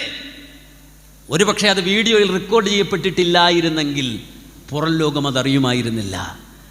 യുപിയിലെ 100 കണക്കിന് സ്കൂളുകളിൽ ഈ രൂപത്തിൽ മുസ്ലിങ്ങളെ തെരഞ്ഞുപിടിച്ച്, ചെറിയ മക്കളെ തെരഞ്ഞുപിടിച്ച് ആക്രമിക്കുന്നുണ്ട്. മനസ്സിലാക്കണം. അവിടെ മദ്ലൂമായൊരു മകനുണ്ട്. ചിന്തിച്ചു നോക്കുക, ആ കുഞ്ഞിൻ്റെ അവസ്ഥയൊന്ന് ആലോചിച്ച് നോക്കിയാണ്. ആ മകൻ്റെ സ്ഥാനത്ത് എൻ്റെയും നിങ്ങളുടെയും മക്കളെ ഒന്ന് നിർത്തിയിട്ടൊന്ന് ആലോചിച്ച് നോക്കിയാണ്. നമ്മുടെ മക്കൾ അവർ പഠിക്കാൻ വേണ്ടി സ്കൂളിൽ കൊണ്ടുപോയി ആക്കിയിട്ട് 2ാം ക്ലാസ്സിൽ പഠിക്കണ മോനെ അവിടെ നിർത്തിയിട്ട് ആ ക്ലാസ്സിലുള്ള മറ്റുള്ളവരൊക്കെ ഇവൻ മുസ്ലിമാണ്, അവൻ്റെ കർണത്തടിയടാ എന്ന് ടീച്ചർ പറയുമ്പോൾ ആ കുഞ്ഞുമോൻ്റെ മുഖത്ത് വന്നിട്ട് ഇങ്ങനെ അടിക്കണം ഓരോരുത്തർ. അവൻ്റെ കർണത്തിൽ അടിയേൽക്കുമ്പോൾ ഉണ്ടാകുന്ന വേദനയേക്കാൾ ഉപരി സ്വന്തം കൂട്ടുകാരുടെ മുന്നിൽ നിന്ന് എഴുന്നേറ്റ് നിന്ന് അടി വാങ്ങുമ്പോൾ അവൻ്റെ നെഞ്ച് പൊട്ടിയിട്ടുണ്ടാവൂലേ? ചിന്തിച്ചു നോക്ക്. അവൻ ഏൽക്കേണ്ടി വന്ന അപമാനം എത്രയാണ്. ഇതിന് ശിക്ഷ കൊടുക്കാൻ ലോകത്ത് ഏത് കോടതിക്കാ കഴിയുക? ഏത് കോടതിക്കാ കഴിയുക? വാക്കുകൊണ്ട് എറിഞ്ഞ് ആക്ഷേപിച്ച്, അതല്ലെങ്കിൽ ഒരു മനുഷ്യൻ്റെ മനസ്സിനെ കുത്തി നോവിച്ച് പറഞ്ഞു വിടുമ്പോൾ അവൻ്റെ കൽബ് നൊന്നിട്ടവൻ തിരിഞ്ഞു പോകുമ്പോൾ മനസ്സിലാക്കണം, ആ കുത്തി എറിഞ്ഞു വിട്ടവനുണ്ടല്ലോ, ഓനുള്ള ശിക്ഷ ആർക്കാ കൊടുക്കാൻ കഴിയുക? ആർക്കാണ് കൊടുക്കാൻ കഴിയുക? അല്ലാഹ് പറയാണ്, ഞാൻ കൊടുക്കുമെന്ന്. ഞാൻ കൊടുക്കും. വനളഉ മവാസീനൽ ഖിസ്ത്, നീതിയുടെ തുലാസ് നാം സ്ഥാപിക്കും. ലിയൗമിൽ ഖിയാമ, ഖിയാമത്ത് നാളിൽ ഫലാ തുദ്ലമു നഫ്സുൻ ശൈആ, ഒരു തരി അനീതി എന്നവിടെ ഒരാൾക്കും ഉണ്ടാകില്ല. അവിടെ അനീതിയില്ല. അത് നീതിയുടെ തുലാസ് സ്ഥാപിക്കുന്ന ദിവസമാണ്. വഇൻ കാന മിസ്ഖാല ഹബ്ബത്തിൻ മിൻ ഖർദലിൻ അതൈനാ ബിഹാ. ഓ മനുഷ്യ, ഒരു കടുകുമണിയോളമാണ് ഒരാൾ ഭൗതിക ലോകത്ത് ചെയ്തതെങ്കിലും, ഒരണുവാണ് അയാൾ ചെയ്തതെങ്കിലും, അതൈനാ ബിഹാ, നാം അവിടെ അത് കൊണ്ടുവരിക തന്നെ ചെയ്യും. വിചാരണയ്ക്ക് വേണ്ടി കൊണ്ടുവരിക തന്നെ ചെയ്യും. വകഫാ ബിനാ ഹാസിബീൻ, നിന്നെ വിചാരണ ചെയ്യാൻ നാം മതിയായവനാണെന്ന് പടച്ചവൻ. നമ്മൾ വിചാരിക്കും ഒന്നും ഉണ്ടാവില്ല, ഒന്നും ഉണ്ടാവില്ല. പക്ഷെ ഇന്നത്തെ തലമുറക്കാർക്ക് പറഞ്ഞ എളുപ്പം മനസ്സിലാകും കേട്ടോ. പണ്ടാ പ്രയാസം, അല്ലാഹ് എല്ലാം രേഖപ്പെടുത്തേണ്ടത് എന്നൊക്കെ പറഞ്ഞാൽ മനസ്സിലാക്കാൻ പ്രയാസം പണ്ടാണ്. ഇന്ന് എളുപ്പം മനസ്സിലാവൂലേ ആളുകൾക്ക്? അല്ലേ, ഒരു കുറ്റവാളി അറസ്റ്റ് ചെയ്താൽ ആദ്യം പോലീസുകാരൻ പിടിക്കേണ്ടത് ഈ സാധനമാണ്, അതിങ്ങ് എടുക്കുമെന്ന് പറയും. ചെവ്വാൽ, ഇത് മതി, ഇത് മതി. നിങ്ങൾ ആലോചിക്കോ, ഒരു മനുഷ്യൻ അവൻ്റെ മൊബൈൽ ഫോൺ എടുത്തിട്ട് അവൻ്റെ ഹിസ്റ്ററി ഒന്ന് ചെക്ക് ചെയ്യുക, അവൻ്റെ ഗൂഗിൾ ഹിസ്റ്ററി ഒന്ന് ചെക്ക് ചെയ്യുക, ജയിക്കോ തോക്കോ എന്ന് ഇപ്പോൾ പറയാൻ പറ്റും ഒരാൾക്ക്. ദുനിയാവിൽ വെച്ചിട്ട് നമ്മൾ ഓരോരുത്തരും ഉപയോഗിക്കുന്ന മൊബൈൽ ഫോൺ എടുത്തിട്ട് അതിനകത്തുണ്ട് സർവർ റെക്കോർഡും. ഞാൻ കണ്ടത് കേട്ടത്, എൻ്റെ കൈ എത്ര തവണ ഇതിൽ സ്പർശിച്ചിട്ടുണ്ട് എന്ന് വരെ റെക്കോർഡാണ്. ഞാൻ എത്ര പ്രാവശ്യം ഈ സ്ക്രീൻ ടച്ച് ചെയ്തിട്ടുണ്ടെന്ന് റെക്കോർഡാണ്. മനസ്സിലാക്കണം. ഞാൻ കയറി ഇറങ്ങിയത്, രാത്രി കണ്ടത്, പകല് കണ്ടത്, ഒരിക്കലും തേച്ചാലും മാച്ചാലും പോകൂല. നമ്മൾ തെറ്റിദ്ധരിക്കുകയാണ്, ക്ലിയർ ഹിസ്റ്ററി ചെയ്താൽ മതി.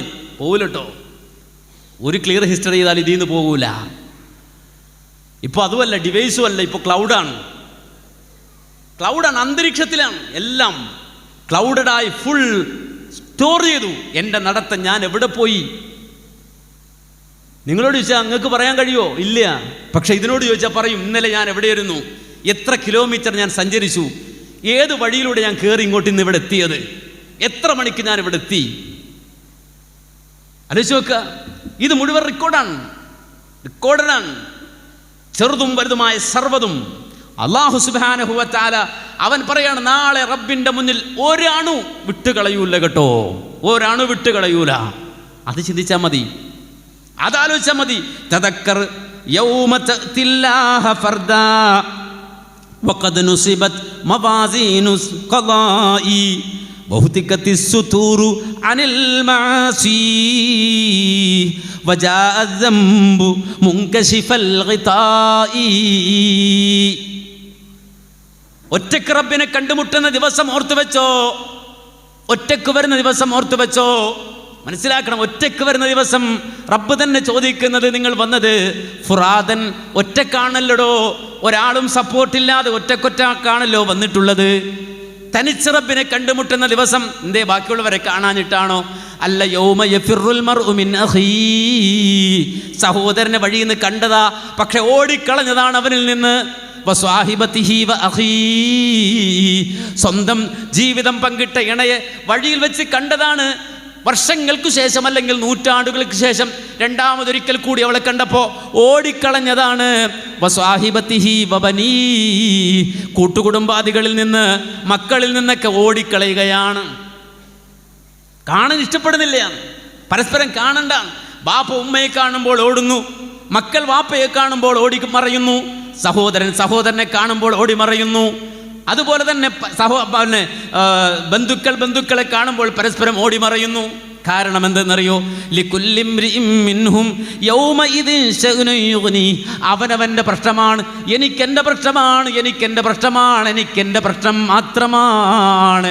അതുകൊണ്ടാണ് യൗമ യദ്ഉ ആദമു വ അംബിയാ നഫ്സി നഫ്സി നഫ്സി നഫ്സി നഫ്സിയാ. ആദം നബി മുതൽ ഈസാ നബി വരെയുള്ള സർവ്വ പ്രവാചകന്മാരും നബിമാര് പോലും അവിടെ വെച്ചുകൊണ്ട് വിളിക്കുന്നത് നഫ്സി നഫ്സി നഫ്സി, എൻ്റെ കാര്യം എൻ്റെ കാര്യം എൻ്റെ കാര്യം. ഈ രൂപത്തിലാണ് അവിടെ എല്ലാവരും ചിന്തിക്കുന്നതെന്ന് ഖുർആൻ.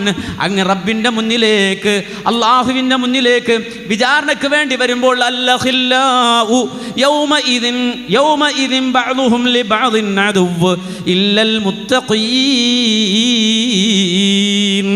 അല്ലാഹ് പറയാണ്, ആ വിചാരണയുടെ നാളിൽ, അള്ളാഹുവിൻ്റെ മുന്നിൽ ഹാജരാക്കപ്പെടുന്ന നാളിൽ ഉറ്റമിത്രങ്ങൾ, നമ്മൾ പറഞ്ഞില്ലേ ചങ്കാണവൻ, എൻ്റെ ചങ്കാണവൻ എന്ന് പറഞ്ഞില്ലേ, വാപ്പയെക്കാളും ഉമ്മയെക്കാളും കൂട്ടുകാരെ സ്നേഹിച്ചവരില്ലേ, അങ്ങനെയുള്ള അങ്ങേറ്റം ചങ്ക് ബ്രോസുകളായിരുന്ന കൂട്ടുകാർ, അല്ലാഹില്ല, അത്തരത്തിലുള്ള കൂട്ടുകാർ യൗമ ഇതിന് അന്നേ ദിവസം ബഅദുഹും ലിബഅദിൻ അദുവ്വ്, പരസ്പരം ശത്രുക്കളായി മാറിപ്പോകുന്നതാണെന്ന് ഖുർആൻ. എന്നിട്ട് അല്ലാഹ് പറഞ്ഞു ഇല്ലൽ മുത്തഖീൻ, തഖ്വയുള്ളവരൊഴികെ, തഖ്വയുള്ളവരൊഴികെ, തഖ്വയുള്ള ആളുകൾ ഒഴികെ. അല്ലാഹ് പറയാണ്, ഈ ഓടിപ്പോകുന്നതും അകന്നു കളയുന്നതുമൊക്കെ തഖ്വയില്ലാത്തവനാണ്. തഖ്വയില്ലാത്തവനെന്ന് ഒരു പ്രതീക്ഷയില്ല. അവരാണ് ഓടിക്കളഞ്ഞത്, അവരാണ് ഈ രൂപത്തിൽ ഓടി മാറുന്നത്. എന്നാൽ തഖ്വയുള്ള ആളുകളെ അല്ലാഹ് വിളിക്കാൻ, നിങ്ങൾ ഇന്ന് ബേജാറാകണ്ട, ഇത് ബേജാറുള്ള ദിവസം തന്നെയാണ്. എല്ലാവരും ഭയപ്പെടുന്ന ദിവസമാണ്, എല്ലാവരും പേടിക്കുന്ന ദിവസമാണ്. പക്ഷേ അള്ളാഹുവിൻ്റെ സ്പെഷ്യൽ ഓർഡർ വരികയാണ്, തഖ്വയുള്ളവർക്ക് യാ ഇബാദ് ലാ ഖൗഫുൻ അലൈക്കുമുൽ യൗമ വഅൻതും തഹ്സനൂ വലാ അൻതും തഹ്സനൂൻ. ഓ എൻ്റെ പ്രത്യേക ദാസന്മാരെ, വിനീതരായ ദാസന്മാരെ, നിങ്ങൾ ഭയപ്പെടേണ്ടതില്ല, നിങ്ങൾ ഒരിക്കലും ദുഃഖിക്കണ്ട. അല്ലദീന ആമനൂ ബി ആയാതിനാ വകാനൂ മുസ്ലിമീൻ, ഈമാനോടെ തൗഹീദോടെ സുന്നത്തോടെ നമ്മുടെ ആയത്തുകളിൽ വിശ്വസിച്ചുകൊണ്ട് ദീനിൻ്റെ കണിശമായ പാഠങ്ങളെ പാലിച്ചുകൊണ്ട് ജീവിച്ചവരെ, നിങ്ങൾ വിഷമിക്കണ്ട. ഇസ്ലാമായി ദീനിൻ്റെ മൂല്യങ്ങൾക്ക് വില കൽപ്പിച്ച് ജീവിച്ചവരെ നിങ്ങൾ ഓടിയകലണ്ട. ഉദ്ഖുലുൽ ജന്നത അൻതും വഅസ്വാജുകും തുഹ്ബറൂൻ. നിങ്ങളുടെ ഇണകളുണ്ടോ എന്ന് അന്വേഷിച്ച് അവരെ നിങ്ങൾ തേടിപ്പിടിച്ചോ, നിങ്ങളുടെ വാപ്പയുണ്ടോ എന്ന് അന്വേഷിച്ച് നിങ്ങൾ തേടിപ്പിടിച്ചോ. തഖ്വയുള്ള വാപ്പാൻ്റെ തഖ്വയുള്ള മോനെ, തഖ്വയുള്ള ഭർത്താവിൻ്റെ തഖ്വയുള്ള ഭാര്യ, തഖ്വയുള്ള മാതാപിതാക്കളുടെ തഖ്വയുള്ള മക്കളെ നിങ്ങൾ പരസ്പരം തേടിപ്പിടിച്ചു കൊള്ളുക. അല്ലാഹ് പറയുന്നു, ഒറ്റക്ക് വരണ്ട, നേരെ മറിച്ച് പോയി അണയെ വിളിച്ചു കൊണ്ടുവരൂ, മക്കളെ വിളിച്ചു കൊണ്ടുവരൂ. ഉദ്ഖുലുൽ ജന്നത അൻതും വഅസ്വാജുകും തുഹ്ബറൂൻ. സന്തോഷത്തോടെ മക്കളുടെ കൈപിടിച്ച്, മാതാപിതാക്കളുടെ കൈപിടിച്ച്, ബന്ധുക്കളുടെ കൈപിടിച്ച് സ്വർഗത്തിലേക്ക് നടന്നു വരൂ. ഒന്നിച്ചു കൂട്ടായി സ്വർഗത്തിലേക്ക് വരൂ. ആ സന്ദർഭത്തിൽ അല്ലാഹു അവരെ സ്വീകരിക്കാനുള്ള പരിചാരകരെ അവിടെ ഏർപ്പെടുത്തുകയാണ്. യുതാഫു അലൈഹിം ബിസിഹാഫിൻ മിൻ ദഹബിൻ വഅക്വാബിൻ വഫീഹാ മാ തസ്തഹിൽ അൻഫുസു വതലദ്ദുൽ അയുനു വഅൻതും ഫീഹാ ഖാലിദൂൻ. കണ്ണിൽ കാണുന്നത് പോലെ പടച്ചവൻ വിവരിച്ചു തരാണ്. അള്ളാഹുവിൻ്റെ വിവരണത്തിൻ്റെ സവിശേഷത കണ്ണിൽ കാണുന്നത് പോലെ അള്ള വിശദീകരിച്ചു തരാൻ. കൂട്ടുകുടുംബാദികൾ മക്കളുടെ കൈപിടിച്ച്, മാതാപിതാക്കളുടെ കൈപിടിച്ച് തഖ്വയുള്ള കുടുംബം കുടുംബസമേതം സ്വർഗത്തിലേക്ക് കടന്നു ചെല്ലുമ്പോൾ അവരെ റിസപ്ഷൻ ചെയ്യാൻ, അവരെ സ്വീകരിക്കാൻ വേണ്ടിയിട്ട് യുതാഫു അലൈഹിം ബിശിഹാബിൻ മിൻ ദഹബിൻ വഅക്വാബ്, സ്വർണ്ണക്കോപ്പകളും സ്വർണ്ണത്തളികകളും ഇങ്ങനെ അവരുടെ ചുറ്റും കറങ്ങി നടന്നുകൊണ്ടിരിക്കുമെന്ന് ഖുർആൻ പറയുന്നു. മാത്രമല്ല വഫീഹി മാ തസ്തഹിൽ അൻഫുസു, അവരെന്താഗ്രഹിക്കുന്നുവോ അവിടെ അവർക്കത് നൽകപ്പെടുമെന്ന് ഖുർആൻ പറയുന്നു. വതലദ്ദുൽ അയുനു, കണ്ണിന് ആനന്ദകരമായത് അവർക്ക് നൽകുമെന്ന് ഖുർആൻ പറയുന്നു. മാത്രമല്ല അവരോട് പറയുന്നു വഅൻതും ഫീഹാ ഖാലിദൂൻ. ദുനിയാവിൽ ജീവിച്ചപ്പോൾ നഷ്ടപ്പെട്ട വാപ്പയെയും അതുപോലെ ഉമ്മയെയും കൂട്ടുകുടുംബാദികളെയും ഒക്കെ കിട്ടിയ സ്ഥിതിക്ക് ഇനി ഇത് നഷ്ടപ്പെട്ടു പോകുമോ എന്ന് ഭയപ്പെടണ്ട. ശാശ്വതമായി ഖാലിദായി ഈ സ്വർഗത്തിൽ നിങ്ങൾക്ക് ജീവിക്കാമെന്ന സന്തോഷ വാർത്ത അറിയിച്ചിട്ട് അല്ല പറയുന്നു വതിൽക്കൽ ജന്ന അല്ലതി ഉരിസ്തുമുഹാ ബിമാ കുൻതും തഅമലൂൻ. ഇത് നിങ്ങളുടെ അധ്വാനത്തിൻ്റെ ഫലമാണ്. വെറുതെ തരുന്നതല്ല സ്വർഗം. ഇത് നിങ്ങൾ പണിയെടുത്ത് വാങ്ങിയതാണ്. പണിയെടുത്ത് വാങ്ങിയതാണ്. പണിയെടുത്ത കിട്ടും. പറമ്പിലിറങ്ങി കിളച്ച് വിത്തിട്ട് വളമിട്ട് വെള്ളമൊഴിച്ചാൽ അള്ള തരും. മനസ്സിലാക്കണം. ഇതുപോലെ ഈ സ്വർഗം നിങ്ങൾ പണിയെടുത്തുണ്ടാക്കിയതാണ്. ആ രൂപത്തിൽ പണിയെടുത്തുണ്ടാക്കാൻ സാധിക്കണം. നമ്മുടെ കുടുംബത്തോടത് പറഞ്ഞ് മനസ്സിലാക്കാൻ കഴിയണം. നമ്മുടെ മക്കളെ അത് പറഞ്ഞ് ബോധ്യപ്പെടുത്താൻ കഴിയണം. ദുനിയാവിലെ ഈ താൽക്കാലികമായ 60 70 കൊല്ലത്തെ ജീവിതം കൊണ്ട് തീർന്നു പോകുന്ന ആ ലോകത്തെക്കുറിച്ച് മാത്രം ചിന്തിച്ച് അവർക്കുള്ളൊരു ബാങ്ക് ബാലൻസും കുറച്ച് പറമ്പും കുറച്ച് പാടമൊക്കെ ആയിട്ട് ഇങ്ങനെ ഒരു സെറ്റപ്പായാൽ തികഞ്ഞു എന്ന് വിചാരിക്കരുത്. അല്ലെങ്കിൽ നമ്മുടെ മക്കൾക്ക് നല്ല വിദ്യാഭ്യാസം കൊടുത്തവരെ MBA ആക്കി, അല്ലെങ്കിൽ LLB പാസ്സാക്കി, അല്ലെങ്കിൽ ഡോക്ടറാക്കി, എഞ്ചിനീയറാക്കി, അതുകൊണ്ട് വിജയിച്ചു എന്ന് കരുതരുത്. ഖുർആൻ പറഞ്ഞില്ലേ, വിജയമെന്ന് പറഞ്ഞാൽ ഫമൻ സുഹ്സിഹ അനിൻ നാരി വഉദ്ഖിലൽ ജന്ന ഫഖദ് ഫാസ്. സക്സസ് ആയത്, വിജയിച്ചത് നരകത്തിൽ നിന്ന് അകറ്റപ്പെടുകയും സ്വർഗത്തിൽ പ്രവേശിപ്പിക്കപ്പെടുകയും ചെയ്യുമ്പോൾ മാത്രമാണ്. അതുകൊണ്ട് ആ നിലയിൽ ചിന്തിച്ച് മുന്നോട്ട് പോകാൻ നമുക്ക് കഴിയണം. അല്ലാഹു നമുക്ക് എവർക്കും അതിന് തൗഫീഖ് തന്ന് അനുഗ്രഹിക്കുമാറാകട്ടെ. റബ്ബേ റഹ്മാനെ, ഈ സന്ദർഭത്തിൽ വളരെ കുറച്ചു കാര്യങ്ങൾ മാത്രമാണ് വിശദീകരിക്കാൻ സാധിച്ചത്. അല്ലാഹുവേ, ഞങ്ങൾ പറഞ്ഞതും കേട്ടതും നീ സ്വീകരിക്കണേ. അല്ലാഹുവേ, സ്വാലിഹായ ജീവിതവും സ്വാലിഹായ മരണവും ഞങ്ങൾക്ക് നീ പ്രദാനം ചെയ്ത് അനുഗ്രഹിക്കണേ റഹ്മാനെ. അല്ലാഹുവേ, ഞങ്ങളെ പോറ്റി വളർത്തിയ ഞങ്ങളുടെ മാതാപിതാക്കൾ, റബ്ബേ, അവർക്ക് നീ സ്വർഗം നൽകി അനുഗ്രഹിക്കണേ. അല്ലാഹുവേ, ഒരു നിലക്കും അവരുടെ ഖബറിൽ അവരെ നീ പിടിക്കല്ല റഹ്മാനെ. അല്ലാഹുവേ, നാളെ ആഖിറത്തിൽ അവരെ നീ പിടിക്കല്ല അല്ലാഹുവേ, അവരുടെ ഖബറിടങ്ങൾ സ്വർഗ്ഗപ്പൂന്തോപ്പാക്കി കൊടുക്കണേ റഹ്മാനെ. അല്ലാഹുവേ, അവരെയും ഞങ്ങളെയും നീ ജന്നാത്തുൽ ഫിർദൗസിൽ ഒരുമിച്ച് കൂട്ടി അനുഗ്രഹിക്കണേ. റബ്ബേ, ഞങ്ങളുടെ മക്കളെ ദുനിയാവിൽ ഞങ്ങൾക്ക് തന്നതുപോലെ നിൻ്റെ സ്വർഗത്തിലും ഞങ്ങൾക്ക് നീ നൽകി അനുഗ്രഹിക്കണേ റഹ്മാനെ. അല്ലാഹുവേ, ഞങ്ങളുടെ ഇണകളെ ദുനിയാവിൽ ഞങ്ങൾക്ക് സമ്മാനിച്ചതുപോലെ നിൻ്റെ സ്വർഗത്തിലും അവരെ ഞങ്ങൾക്ക് ഇണക്കിത്തരണേ റഹ്മാനെ. അല്ലാഹുവേ, ഞങ്ങളുടെ കൂട്ടുകുടുംബാദികൾ, ബന്ധുജനങ്ങൾ, ഞങ്ങൾ സ്നേഹിക്കുന്നവർ, ഞങ്ങളെ സ്നേഹിക്കുന്നവർ, ഞങ്ങൾ ആദരിക്കുന്നവർ, ഞങ്ങൾ ബഹുമാനിക്കുന്നവർ, ഞങ്ങളുടെ ഗുണകാംക്ഷികൾ, ഞങ്ങളുടെ നേതാക്കൾ, ഞങ്ങളുടെ അയൽവാസികൾ, അല്ലാഹുവേ, എല്ലാവരെയും നേരിൻ്റെ വഴിയിൽ നയിക്കുകയും നാളെ സ്വർഗത്തിൽ ഒന്നിച്ചെത്താൻ ഞങ്ങൾക്ക് നീ തൗഫീഖ് നൽകി അനുഗ്രഹിക്കുകയും ചെയ്യണേ.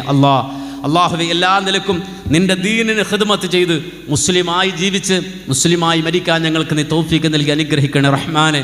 അല്ലാഹുവേ, ഞങ്ങളുടെ പ്രയാസം അനുഭവിക്കുന്ന സഹോദരങ്ങൾ, ബുദ്ധിമുട്ടനുഭവിക്കുന്ന സഹോദരങ്ങൾ, മുസ്ലിമായതിൻ്റെ പേരിൽ ഒരുപാട് പ്രയാസങ്ങളും പീഡനങ്ങളും നേരിടേണ്ടി വരുന്ന ഞങ്ങളുടെ സഹോദരങ്ങൾ, അല്ലാഹുവേ, അവർക്ക് നീ ഹിമ്മത്ത് നൽകണേ അല്ലാഹുവേ, അവർക്ക് നീ കരുത്ത് നൽകണേ അല്ലാഹുവേ, അവർ അനുഭവിക്കുന്ന പ്രയാസങ്ങൾക്ക്, പ്രതിസന്ധികൾക്ക് പകരം ഉന്നതമായ പ്രതിഫലം അവർക്ക് നീ നൽകി അനുഗ്രഹിക്കണം റഹ്മാനെ.